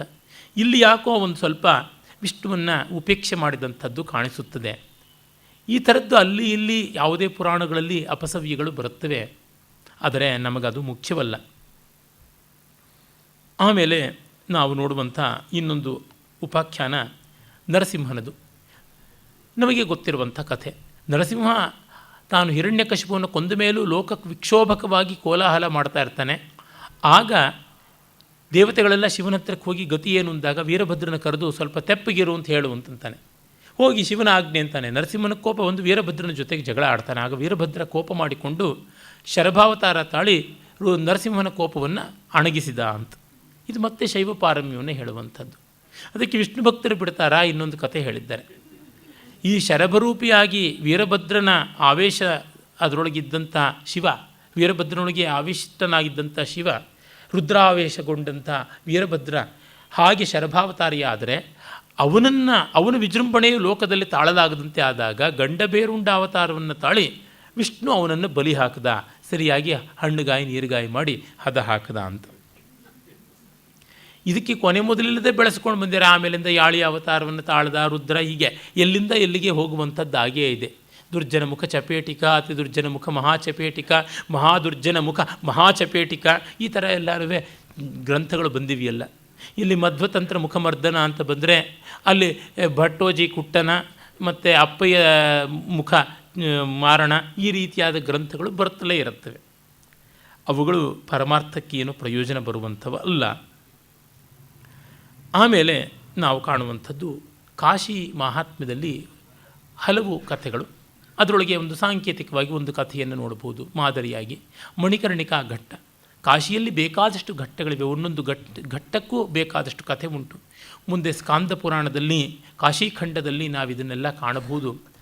ಅಲ್ಲಿ ಮಣಿಕರ್ಣಿಕಾ ಘಟ್ಟ ಅಂತ ಆಗಿದ್ದಕ್ಕೆ ಕಾರಣ ಮಹಾವಿಷ್ಣು ಒಮ್ಮೆ ಶಿವನ ಗೌರವಕ್ಕಾಗಿ ಅಲ್ಲಿ ಒಂದು ಜಲಾಶಯವನ್ನು, ಸರೋವರವನ್ನು ತನ್ನ ಚಕ್ರದ ಮೂಲಕವಾಗಿ ತೋಡಿದ. ಆ ಒಂದು ಶ್ರಮದಾನದಿಂದ ಬೆವರು ಬಂದು ಆ ಬೆವತ ನೀರು ಸರೋವರದ ಜಲವಾಗಿ ತುಂಬಿಕೊಳ್ತು. ಇಷ್ಟು ತನಗಾಗಿ ಪ್ರೀತಿಯಿಂದ ಶ್ರಮಿಸಿದ ಅಂತ ಶಿವನೇ ಬಂದು ಆ ಸರೋವರದ ಸೌಂದರ್ಯ ನೋಡುವಾಗ ಅವನ ಕಿವಿಯಿಂದ ಕಳಚಿದ ಮಣಿಕರ್ಣಿಕಾ ಕುಂಡಲ ಜಾರಿ ಬಿದ್ದು ಅದು ಮಣಿಕರ್ಣಿಕಾ ಅಂತಾಯಿತು. ಹೀಗಾಗಿ ಅಲ್ಲಿಗೆ ದೇವ ಗಂಗೆಯನ್ನು ಭಗೀರಥ ತಂದಾಗ ಕಾಶಿಯಲ್ಲಿ ಅಲ್ಲಿ ಚಿಮ್ಮಿದಳು. ಹೀಗಾಗಿ ಗಂಗೆ ಇದ್ದಂಥದ್ದು, ವಿಷ್ಣುವಿನ ಪರಿಶ್ರಮ ಇದ್ದದ್ದು, ಶಿವನ ಕರ್ಣಕುಂಡಲ ಬಿದ್ದದ್ದು ಮಣಿಕರ್ಣಿಕಾ ಘಟ್ಟ ಅಂತ ಅದರ ಒಂದು ಮಾಹಾತ್ಮ್ಯವನ್ನು ಹೇಳುವಂಥದ್ದಾಗುತ್ತದೆ. ಅಲ್ಲಿಯೇ ದಶಾಶ್ವಮೇಧ ಮೇಧವನ್ನು ಕೂಡ ಬ್ರಹ್ಮ ಮಾಡದ ಹತ್ತಿರದಲ್ಲಿ ಅದು ದಶಾಶ್ವಮೇಧ ಘಾಟ, ಮಣಿಕರ್ಣಿಕಾ ಘಟ್ಟ, ಹರಿಶ್ಚಂದ್ರ ಘಟ್ಟ, ಚೌಸಟ್ಟಿ ಘಟ್ಟ, ತುಳಸಿ ಘಾಟ, ಹಸಿ ಘಟ್ಟ ಅಂತ ಬೇಕಾದಷ್ಟು ಘಟ್ಟಗಳಿವೆಯಲ್ಲ, ಅದನ್ನು ನಾವು ಕಾಣ್ತೀವಿ. ಮತ್ತು ರುದ್ರಾಕ್ಷದ ಮಹಾತ್ಮ್ಯ ಏನು ಅಂತ ಹೇಳುವಂಥದ್ದು ಒಂದಿಷ್ಟು ಬರುತ್ತದೆ. ತುಂಬ ಜನಕ್ಕೆ ಇವುಗಳಲ್ಲೆಲ್ಲ ಪ್ರೀತಿ ಜಾಸ್ತಿ, ಕುತೂಹಲ ಮತ್ತು ಜಾಸ್ತಿ, ಭೀತಿ ಪರಮಾವಧಿ ಹೆಚ್ಚು. ಭೀತಿ ಏನು ಪಡಬೇಕಾಗಿಲ್ಲ. ಈ ಕೆಲವೊಮ್ಮೆ 2 ಬಾಳೆಹಣ್ಣು ಅಂಟುಕೊಂಡು ಬಿಡುತ್ತೆ. ಆ ರೀತಿಯಲ್ಲಿ ಕೆಲವು ರುದ್ರಾಕ್ಷಗಳು 2 ಅಂಟುಕೊಳ್ಳುತ್ತವೆ. ಆಗ ಅವನ್ನು ಉಮಾಮಹೇಶ್ವರ ರುದ್ರಾಕ್ಷ ಅಂತ ಬಂಗಾರದ ಕವಾಟವನ್ನು ಮಾಡಿಸಿ ಅದನ್ನು ಕೊರಳಲ್ಲಿ ಧರಿಸುವಂಥದ್ದು ಎಲ್ಲ ರೂಢಿ ಉಂಟು. ಅದರಿಂದಾಗಿ ಅದು ಅಪರೂಪವಾಗಿ ಸಿಗುವಂಥದ್ದಾದ್ದರಿಂದ which is rare that is precious ಅಂತ ಒಂದು ಗಾದೆ. ಆ ಕಾರಣದಿಂದ ಮಾರ್ಕೆಟ್ನ ಪ್ರೆಷರ್ಸ್ ಬರುತ್ತವಲ್ಲ, ಅದಕ್ಕೆ ಮಾಮೂಲಿ ರುದ್ರಾಕ್ಷಿಗಳನ್ನೇ ತೆಗೆದುಕೊಂಡು ಕತ್ತರಿಸಿ ಮರವಜ್ರ, ಆರಾಲ್ಡೇಟು, ಫೆವಿಕಾಲು, ಕ್ವಿಕ್ ಫಿಕ್ಸು ಹಾಕಿ ಕೃತಕವಾಗಿ ಉಮಾಮಹೇಶ್ವರ ರುದ್ರಾಕ್ಷಗಳನ್ನು ಮಾಡುವಂಥ ಇಂಡಸ್ಟ್ರೀಸ್ ಕೂಡ ಇವೆ. ನೀವು ಸುಮ್ಮನೆ ಶಂಕರ ಚಾನಲ್ಲು, ಆಸ್ಥಾ ಚಾನಲ್ಲು ಇತ್ಯಾದಿನ ಅನಾಸ್ಥೆಯಿಂದಲೇ ನೋಡಿ ಸಾಕು. ನಿಮಗೆ ಒಂದು ಅರ್ಧ ಗಂಟೆಗೆ ಮುಕ್ಕಾಲು ಗಂಟೆಗೆ 10 ಅಡ್ವರ್ಟೈಸ್ಮೆಂಟ್ ಬರ್ತಾ ಇರುತ್ತೆ. ನಜರ್ ರಕ್ಷಾ ಕವಚ್ ಅಂತ ಬರ್ತಾ ಇರ್ತದೆ, ಸರ್ವಸಿದ್ಧಿ ಯಂತ್ರ ಅಂತ ಬರ್ತದೆ, ಸೌಭಾಗ್ಯ ಯಂತ್ರ ಅಂತ ಬರ್ತದೆ, ಲಕ್ಷ್ಮೀ ಯಂತ್ರ ಅಂತ ಬರ್ತದೆ. ಎಲ್ಲ ಹೇಳ್ತಕ್ಕಂಥದ್ದು ಬೇರೆಯವರ ದೃಷ್ಟಿಯಿಂದ ಕಾಪಾಡುತ್ತೆ, ದುಡ್ಡು ಹೆಚ್ಚು ಮಾಡುತ್ತೆ, ಇನ್ಯಾವುದೂ ಇಲ್ಲ. ನಮಗೆ ಇನ್ನೊಬ್ಬರ ದೃಷ್ಟಿ ಕೇಡಾದರೆ ನಮ್ಮ ದೃಷ್ಟಿ ಇನ್ನೊಬ್ಬರಿಗೆ ಕೇಡಲ್ವ? ನಾವು ಒಪ್ಕೊಳ್ತೀವ ಅದನ್ನು ನಮ್ಮ ದೃಷ್ಟಿ ಕೆಟ್ಟದ್ದು ಅಂತ? ಇಷ್ಟೆಲ್ಲ ಯಂತ್ರಗಳನ್ನು ನಿರ್ಮಾಣ ಮಾಡುವವನು ಅವನು ಯಾಕೆ ಮನೆಯೊಳಗೆ ಆ ಯಂತ್ರ ಇಟ್ಕೊಂಡು ತೆಪ್ಪಗಿರಬಾರ್ದು? ಅವನ ಮನೆಯಿಂದ ಯಂತ್ರ ಹೋದ್ರೇ ಅವನಿಗೆ ಯಂತ್ರದಿಂದ ದುಡ್ಡು ಬರೋದು, ಎಲ್ರಿಗೂ ಮಾರಿದ್ರೆ ತಾನೇ ಆಗುವಂಥದ್ದು. ಆದರೆ ಒಂದು ಸಾಂಕೇತಿಕವಾಗಿ ಅವುಗಳಲ್ಲಿ ಇರುವಂಥ ಅಷ್ಟಿಷ್ಟು ಭಾವನೆಯನ್ನು ಗಮನಿಸಿಕೊಳ್ಳಬೇಕು. ಮತ್ತು ಈ ರುದ್ರಾಕ್ಷದಲ್ಲಿ ಏಕಮುಖ ರುದ್ರಾಕ್ಷ ಬಹಳ ಬೆಲೆ ಬಾಳುವಂಥದ್ದು ಅಂತ. ಅದು ವಸ್ತುತಃ ರುದ್ರಾಕ್ಷ ಸರಿಯಾಗಿ ಬೆಳೆಯದೇ ಇದ್ದಾಗ ಆ ವಿಕಾರವನ್ನು ತಾಳುತ್ತದೆ, ಇನ್ನೇನೂ ಅಲ್ಲ. ನಾನು UVC ಓದ್ತಾ ಇದ್ದಾಗ ಎಂಜಿನಿಯರಿಂಗು ಒಂದು ಎತ್ತು ಪಾಪ ಬಾಯಿ ಸೊಟ್ಟ ಆಗಿಬಿಟ್ಟಿತ್ತು. ಅದಕ್ಕೆ ಎಲ್ಲೆಲ್ಲಿಂದಲೂ ಬಂದು ಪೂಜೆ ಮಾಡ್ತಾಯಿದ್ರು. ಅದಕ್ಕೆ ಸರಿಯಾಗಿ ಮೇಯೋಕ್ಕೂ ಪಾಪ ಆಗ್ತಾ ಇರಲಿಲ್ಲ. ಆದರೆ ಅದರ ಮೇಲೆ ಆಧಾರದ ಮೇಲೆ ಒಂದು ಕುಟುಂಬ ಮೇಯ್ಕೊಂಡಿತ್ತು. ಯಾಕೆಂದರೆ ಅದಕ್ಕೆ ಕಾಣಿಕೆ ಹಾಕುವುದರಿಂದ. ನಮ್ಮ ಜನ ವಿಕೃತಿಯನ್ನು ವಿಶೇಷ ಕೃತಿ ಅಂತ ನಂಬಿಕೋತಾರೆ. ಇರಲಿ. ಹಾಗೆ ಈ ಒಂದು ಏಕಮುಖ ರುದ್ರಾಕ್ಷದ್ದು ಕಥೆ, ಅದನ್ನು ಬಾಟನಿಸ್ಟ್ಗಳೆಲ್ಲ ಇಟ್ ಈಸ್ ಅನ್ ಅಬ್ನಾರ್ಮ್ಯಾಲಿಟಿ ಅಂತ ಕರೀತಾರೆ ಹೊರತು ಸೂಪರ್ ನಾರ್ಮ್ಯಾಲಿಟಿ ಅಂತ ಕರೆಯೋದಿಲ್ಲ. ಅಬ್ನಾರ್ಮ್ಯಾಲ್ ಗ್ರೋತ್ ಆಫ್ ದಿ ಸೀಡ್ ಅಂತ ಕರೀತಾನೆ. ಆದರೆ ಅದು ಏಕಮುಖ ರುದ್ರಾಕ್ಷ ಅಂತ ಆಗಿಬಿಟ್ಟಿದೆ. ಎಷ್ಟೋ ಬಾರಿ ಆ ರುದ್ರಾಕ್ಷದ ಮೇಲಿನ ಗೆರೆಗಳನ್ನು ನಂಬಲರ್ಹವಾಗುವಂಥ ರೀತಿಯಲ್ಲಿ ಸೃಷ್ಟಿ ಮಾಡುವಂಥ ಕೈಗಾರಿಕೆಯನ್ನು ನಡೀತಾ ಇದೆ ಅಂತ ಕೇಳಿದ್ದೀನಿ. ಬೆಂಗಳೂರಿನಲ್ಲೇ ರುದ್ರಾಕ್ಷಗಳನ್ನು ನಿರ್ಮಾಣ ಮಾಡ್ತಾರೆ. ವಸ್ತುತಃ ರುದ್ರಾಕ್ಷ ಸಹಜವಾಗಿ ದಕ್ಷಿಣ ಭಾರತದಲ್ಲಿ ಬೆಳೆಯೋದು ಕಡಿಮೆ, ಉತ್ತರ ಭಾರತದಲ್ಲಿ ಹೆಚ್ಚು. ಆದರೆ ಇಲ್ಲಿ ಕೂಡ ಸಿಗುತ್ತದೆ. ಇರಲಿ. ಆದರೆ ಪುರಾಣ ಹೇಳುವಂಥ 1 ರಿಂದ 14 ಮುಖದ ರುದ್ರಾಕ್ಷಗಳ ಫಲ, ಏಕಮುಖ ರುದ್ರಾಕ್ಷಿಯ ಒಂದು ಧಾರಣದಿಂದಾಗಿ ಬ್ರಹ್ಮತ್ಯ ಪಾತಕ ನಾಶನವಾಗುತ್ತದೆ, ಮುಕ್ತಿ ಸಿಗುತ್ತದೆ, ದ್ವಿಮುಖಿಯಿಂದ ಪಾಪ ನಾಶನವಾಗುತ್ತದೆ. ಅಂದರೆ ಉಪಪಾತಕಗಳು ಅಂತ ಯಾವುದಿವೆ ಅದು. ಮೂರನೆಯ ಮುಖವನ್ನು ತ್ರಿಮುಖ ರುದ್ರಾಕ್ಷಿಯಿಂದ ನಮಗೆ ಸ್ತ್ರೀಹತ್ಯಾ ಪಾತಕ ನಿವಾರಣೆ ಆಗುತ್ತದೆ. ಚತುರ್ಮುಖ ರುದ್ರಾಕ್ಷಿಯಿಂದ ನರಹತ್ಯಾ ಪಾತಕ ನಿವಾರಣೆ, ಪಂಚಮುಖ ರುದ್ರಾಕ್ಷಿಯಿಂದ ಅಪೇಯ ಪಾನ ಅಭಕ್ಷ್ಯ ಭೋಜನಗಳ ದೋಷ ನಿವಾರಣೆ ಆಗುತ್ತದೆ ಅಂತ.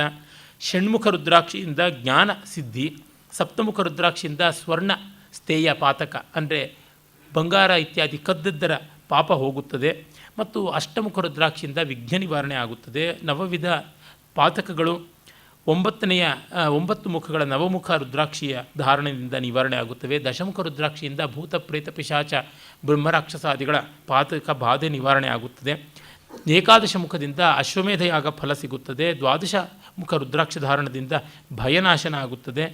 ತ್ರಯೋದಶ ಮುಖ ರುದ್ರಾಕ್ಷಿಯಿಂದ ಭೋಗಪ್ರದತ್ವ ಭೋಗ ಸಾಮಗ್ರಿ ಸಜ್ಜಾಗುತ್ತದೆ. ಚತುರ್ದಶ ಮುಖ ರುದ್ರಾಕ್ಷಿಯಿಂದ ಈಶ್ವರ ಸಾಯುಜ್ಯ ಸಿಗುತ್ತದೆ ಅಂತ ಪುರಾಣೋಕ್ತಿ. ಈ ರೀತಿಯಾಗಿ ಇಷ್ಟನ್ನು ನಾವು ನೋಡಿದರೆ ಸಾಮಾನ್ಯವಾಗಿ ಲಿಂಗ ಪುರಾಣದ ವಿವರಗಳನ್ನೆಲ್ಲ ತಿಳಿದಂತೆ ಆಗುತ್ತದೆ. ಮತ್ತೆ ನಾವು ಕಾಣುವಂಥದ್ದು ಇನ್ನೊಂದು ಪುರಾಣ, ಉಪಪುರಾಣ, ಅದು ಗಣೇಶ ಪುರಾಣ ಹಾಗೂ ಮುದ್ಗಲ ಪುರಾಣ.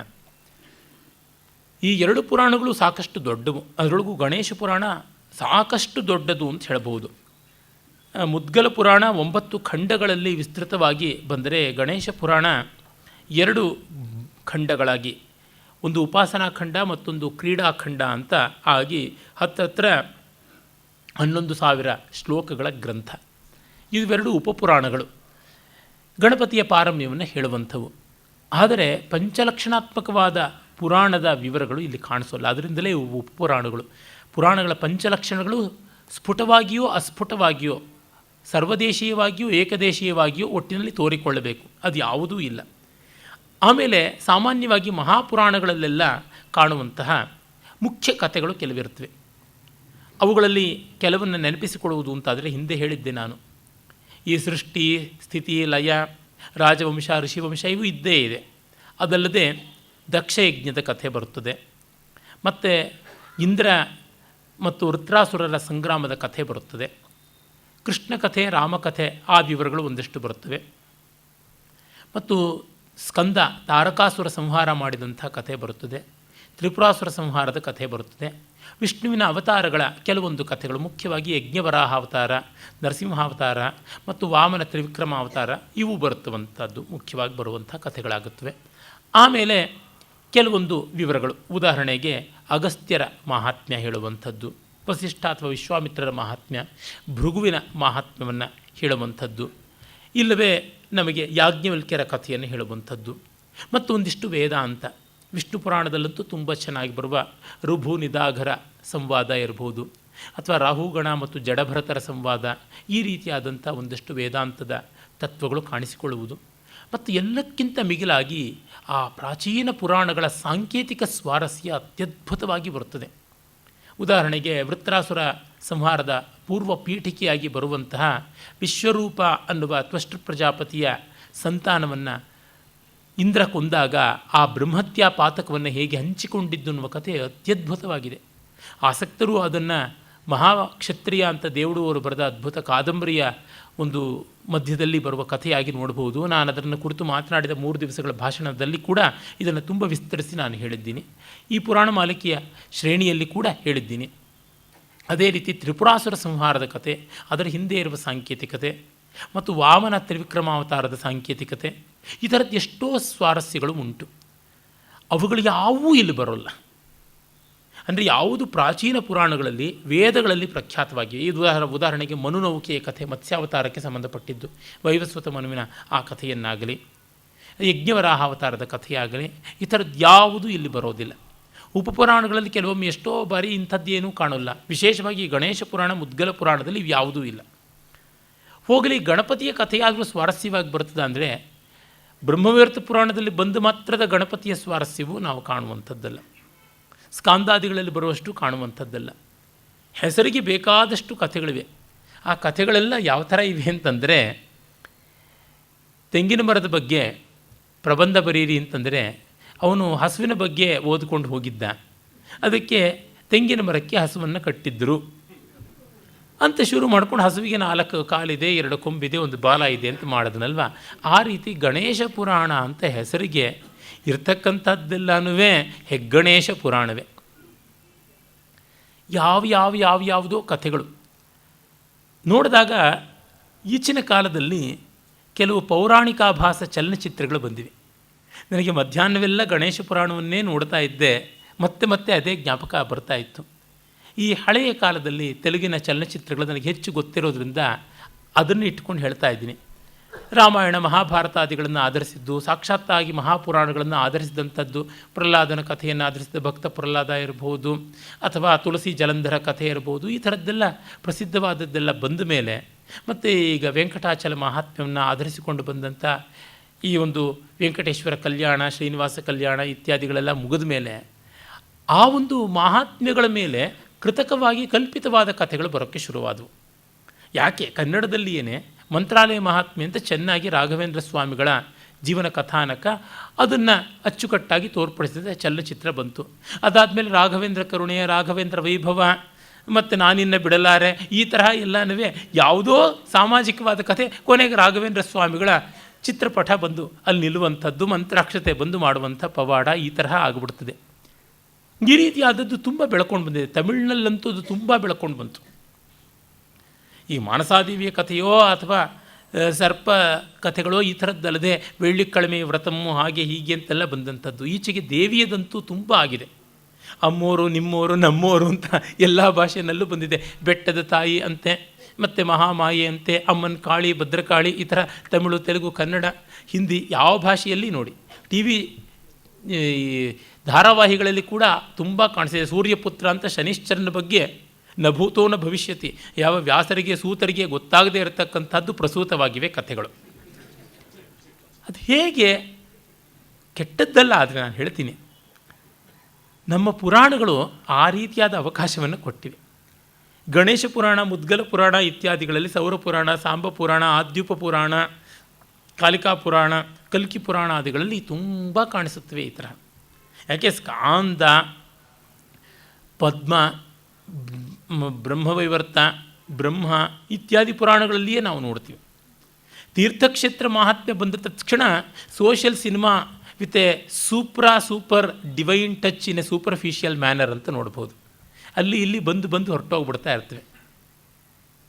ನೀವು ನೋಡಿ, ಈಚಿನ ಈ ಮಾಯಾ ಮಂತ್ರ ಇತ್ಯಾದಿಗಳ ಸಿನಿಮಾದಲ್ಲಿ ಮಂತ್ರವಾದಿಗಳು ಶೂ ಹಾಕ್ಕೊಂಡಿರ್ತಾರೆ, ಮಂತ್ರವಾದಿಗಳು ನೀಟಾದ ಲಾಂಗ್ ಕೋಟ್ ಹಾಕ್ಕೊಂಡಿರ್ತಾರೆ. ಮುಂಚೆ ಇದ್ದಷ್ಟು ಅವರು ವಿಕಾರವಾಗಿರೋಲ್ಲ. ತಲೆ ಬುರುಡೆಗಳು, ಭಯಂಕರವಾದ ಕೆಂಗಣ್ಣು ಅವೆಲ್ಲ ಇರೋದಿಲ್ಲ. ಅವುಗಳು ಕೂಡ ಮಾಡಾಗಿರ್ತಕ್ಕಂಥ ಸ್ವೀಟ್ಗಳಲ್ಲೇ ಇರ್ತಾರೆ. ಈ ಥರದ್ದೆಲ್ಲ ಬಂದುಬಿಟ್ಟಿವೆ. ನಮ್ಮ ಜನ ಅಷ್ಟು ಅಚ್ಚುಕಟ್ಟಾಗಿ ಇವನ್ನೆಲ್ಲ ಒಪ್ಪಿಕೊಳ್ಳುವಂಥ ರೀತಿ ಬಂದಿದೆ. ನೀವು ನೋಡಿ, ಚಲನಚಿತ್ರಗಳು ನೋಡ್ತಾ ಇದ್ದರೆ ಗೊತ್ತಾಗುತ್ತದೆ. ಯಾಕೆ ಹೇಳ್ತೀನಿ ಅಂದರೆ, ಒಂದು ಸಮಾಜವನ್ನು ಅರಿಯೋದಕ್ಕಿರುವ ಅತ್ಯಂತ ಸುಲಭದ ದಾರಿ ಅಂತಂದರೆ ಅಲ್ಲಿ ಕಮರ್ಷಿಯಲ್ ಸಿನಿಮಾಗಳನ್ನು ನೋಡೋದು. ಇದ್ದಕ್ಕಿದ್ದಂತೆ ತತ್ಕ್ಷಣದಲ್ಲಿ ಸಮಾಜದ ನಡೆದ ಘಟನೆಗಳನ್ನು ಅವರು ತಂದು ತೋರಿಸ್ತಾ ಇದ್ದರೆ ಜನಕ್ಕೆ ಸೆನ್ಸೇಷನ್ ಕ್ರಿಯೇಟ್ ಆಗೋಲ್ಲ. ನೀವು ಯಾವ ಒಂದು ವಿಶಿಷ್ಟತೆಯನ್ನು ನೋಡಿ ಅದೊಂದು ಚಲನಚಿತ್ರ ಆಗಿಬಿಟ್ಟಿರುತ್ತೆ. ಸುಬದ್ಧೋವ ಅಬದ್ಧೋವ ಕುಂತಿಪುತ್ರೋ ವಿನಾಯಕ ಅಂತ ಗಾದೆ ಇದೆಯಲ್ಲ, ಆ ರೀತಿಯಲ್ಲಿ. ಹಾಗೆ ಈ ಪುರಾಣಗಳನ್ನು ನೋಡಿದಾಗಲೂ ನಮಗೆ ಗೊತ್ತಾಗುತ್ತದೆ. ಉಪಪುರಾಣಗಳನ್ನು, ಈ ಕ್ಷೇತ್ರ ಮಹಾತ್ಮ್ಯ ಪುರಾಣಗಳನ್ನು ನೋಡಿದಾಗ ಮಧ್ಯಕಾಲೀನ ಭಾರತ ಹೇಗಿತ್ತು ಅಂತ.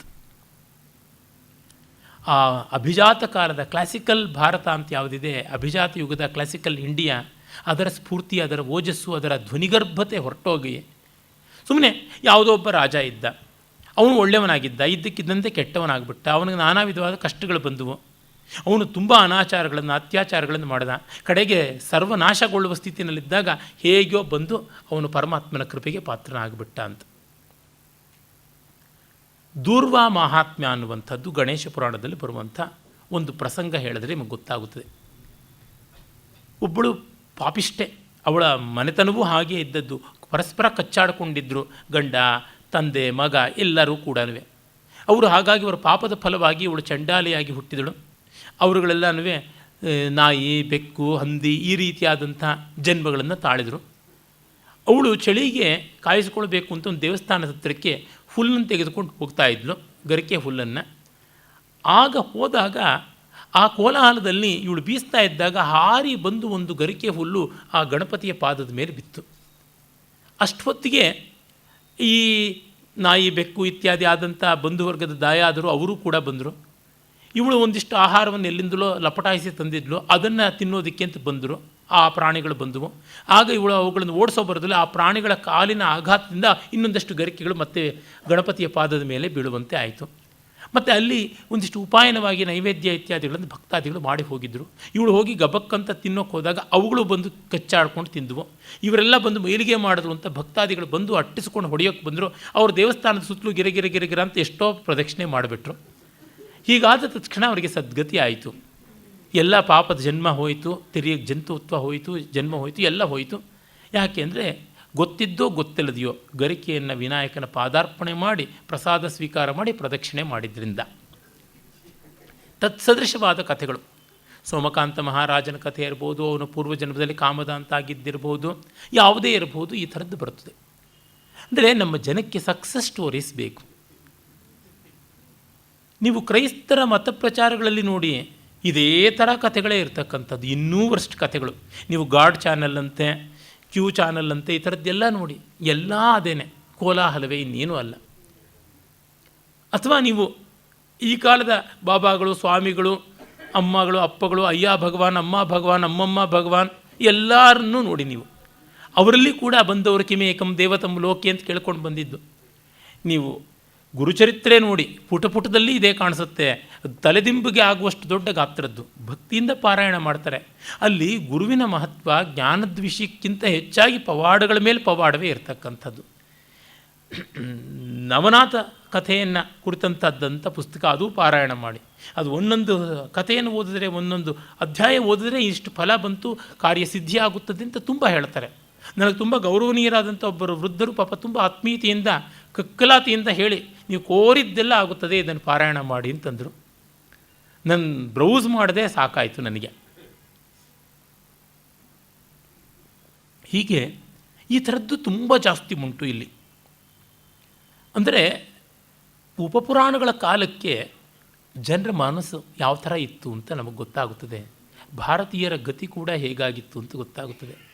ಹೇಗೋ ಏನೋ ಎಂಥದ್ದೋ ಒಂದು ಆಗಿಬಿಟ್ರೆ ಸಾಕು ನಮಗೆ ಅಂತನ್ನುವಂಥದ್ದು. ಅದಕ್ಕೆ ಏನಾದರೂ ಬೇಕು. ಸಂಕಟ ಬಂದಾಗ ವೆಂಕಟರಮಣ, ಸಾಮಾನ್ಯ ಜನ ಎಲ್ಲ ಕಾಲದಲ್ಲೂ ಹೀಗೆ ಇರುವುದೂ ನಿಜ ಅಂತಲೂ ಗೊತ್ತಾಗುತ್ತೆ. ನ ಕದಾಚಿದ ಅನಿದೃಶ್ಯಂ ಜಗತ್, ಎಲ್ಲ ಕಾಲಕ್ಕೂ ಹೀಗೆ. ಆದರೆ ಮಹಾಪುರಾಣಗಳಲ್ಲಿ, ಅದರೊಳಗೂ ಪ್ರಾಚೀನ ಪುರಾಣಗಳಾದ ವಿಷ್ಣು ಮೊದಲಾದಂಥವುಗಳಲ್ಲಿ, ವೇದ ಸಂಹಿತೆಗಳಲ್ಲಿ ಕಾಣಿಸಿಕೊಳ್ಳುವ ಕಥೆಗಳಿಗಿರುವ ಧ್ವನಿತ ಆಗುವ ಶಕ್ತಿ ಇದೆಯಲ್ಲ, ತುಂಬ ದೊಡ್ಡದಾದದ್ದು. ಆ ಒಂದೊಂದು ಕಥೆಗಳ ಒಳ ಸ್ವಾರಸ್ಯ ಅಷ್ಟು ಚೆನ್ನಾದದ್ದು.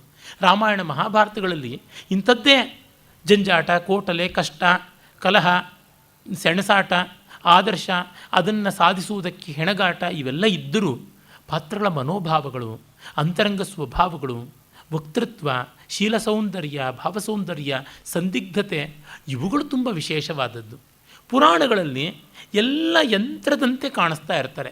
ಪುರಾಣಗಳಿಗೂ ಇತಿಹಾಸಗಳಲ್ಲೂ ಅದೇ ಬರುವಂಥದ್ದು ದೊಡ್ಡ ವ್ಯತ್ಯಾಸ. ಪುರಾಣದಲ್ಲಿ ಪ್ರಾಡಕ್ಟ್ ಇಂಪಾರ್ಟೆಂಟ್, ಪ್ರೋಸೆಸ್ ಅಲ್ಲ. ಇತಿಹಾಸ ಕಾವ್ಯಗಳಲ್ಲಿ ಪ್ರೋಸೆಸ್ ಬಹಳ ಮುಖ್ಯವಾದದ್ದು. ಅದನ್ನು ನಾವಿಲ್ಲಿ ಕಾಣ್ತೀವಿ. ಇಲ್ಲಿ ಗಣೇಶ ಪುರಾಣ ಆರಂಭವಾಗುವುದೇನೆ ವ್ಯಾಸರು ಒಂದು ಪುರಾಣದಲ್ಲಿಯೂ ಪ್ರಾರಂಭದಲ್ಲಿ ಗಣಪತಿಯ ಸ್ತೋತ್ರ ಮಾಡದೇ ಇದ್ದಿದ್ದರಿಂದ ಅವರಿಗೆ ಬದುಕಿನಲ್ಲೆಲ್ಲ ವಿಘ್ನ ಒದಗುತ್ತಂತೆ. ಅವರು ಕಾದು ಕಂಗಾಲಾಗಿ ಯಾಕೆ ಅಂತ ಅಂದುಕೊಂಡು ನಾರದರನ್ನು ಕೇಳಿದಾಗ ಗಣಪತಿಯ ಸ್ತೋತ್ರ ಮಾಡದೆ ಅಹಂಕಾರಿಯಾಗಿದ್ದರಿಂದ ಹೀಗೆ ಅಂತ. ಸರಿ, ಇನ್ನು ಸ್ತೋತ್ರ ಮಾಡೋದಕ್ಕೆ ಆರಂಭ ಮಾಡ್ತೀನಿ ಅಂತ ಮಾಡಿದ್ದು ಅಂತ. ಭಾಗವತದ ಆರಂಭವೂ ಹೀಗೇನೆ.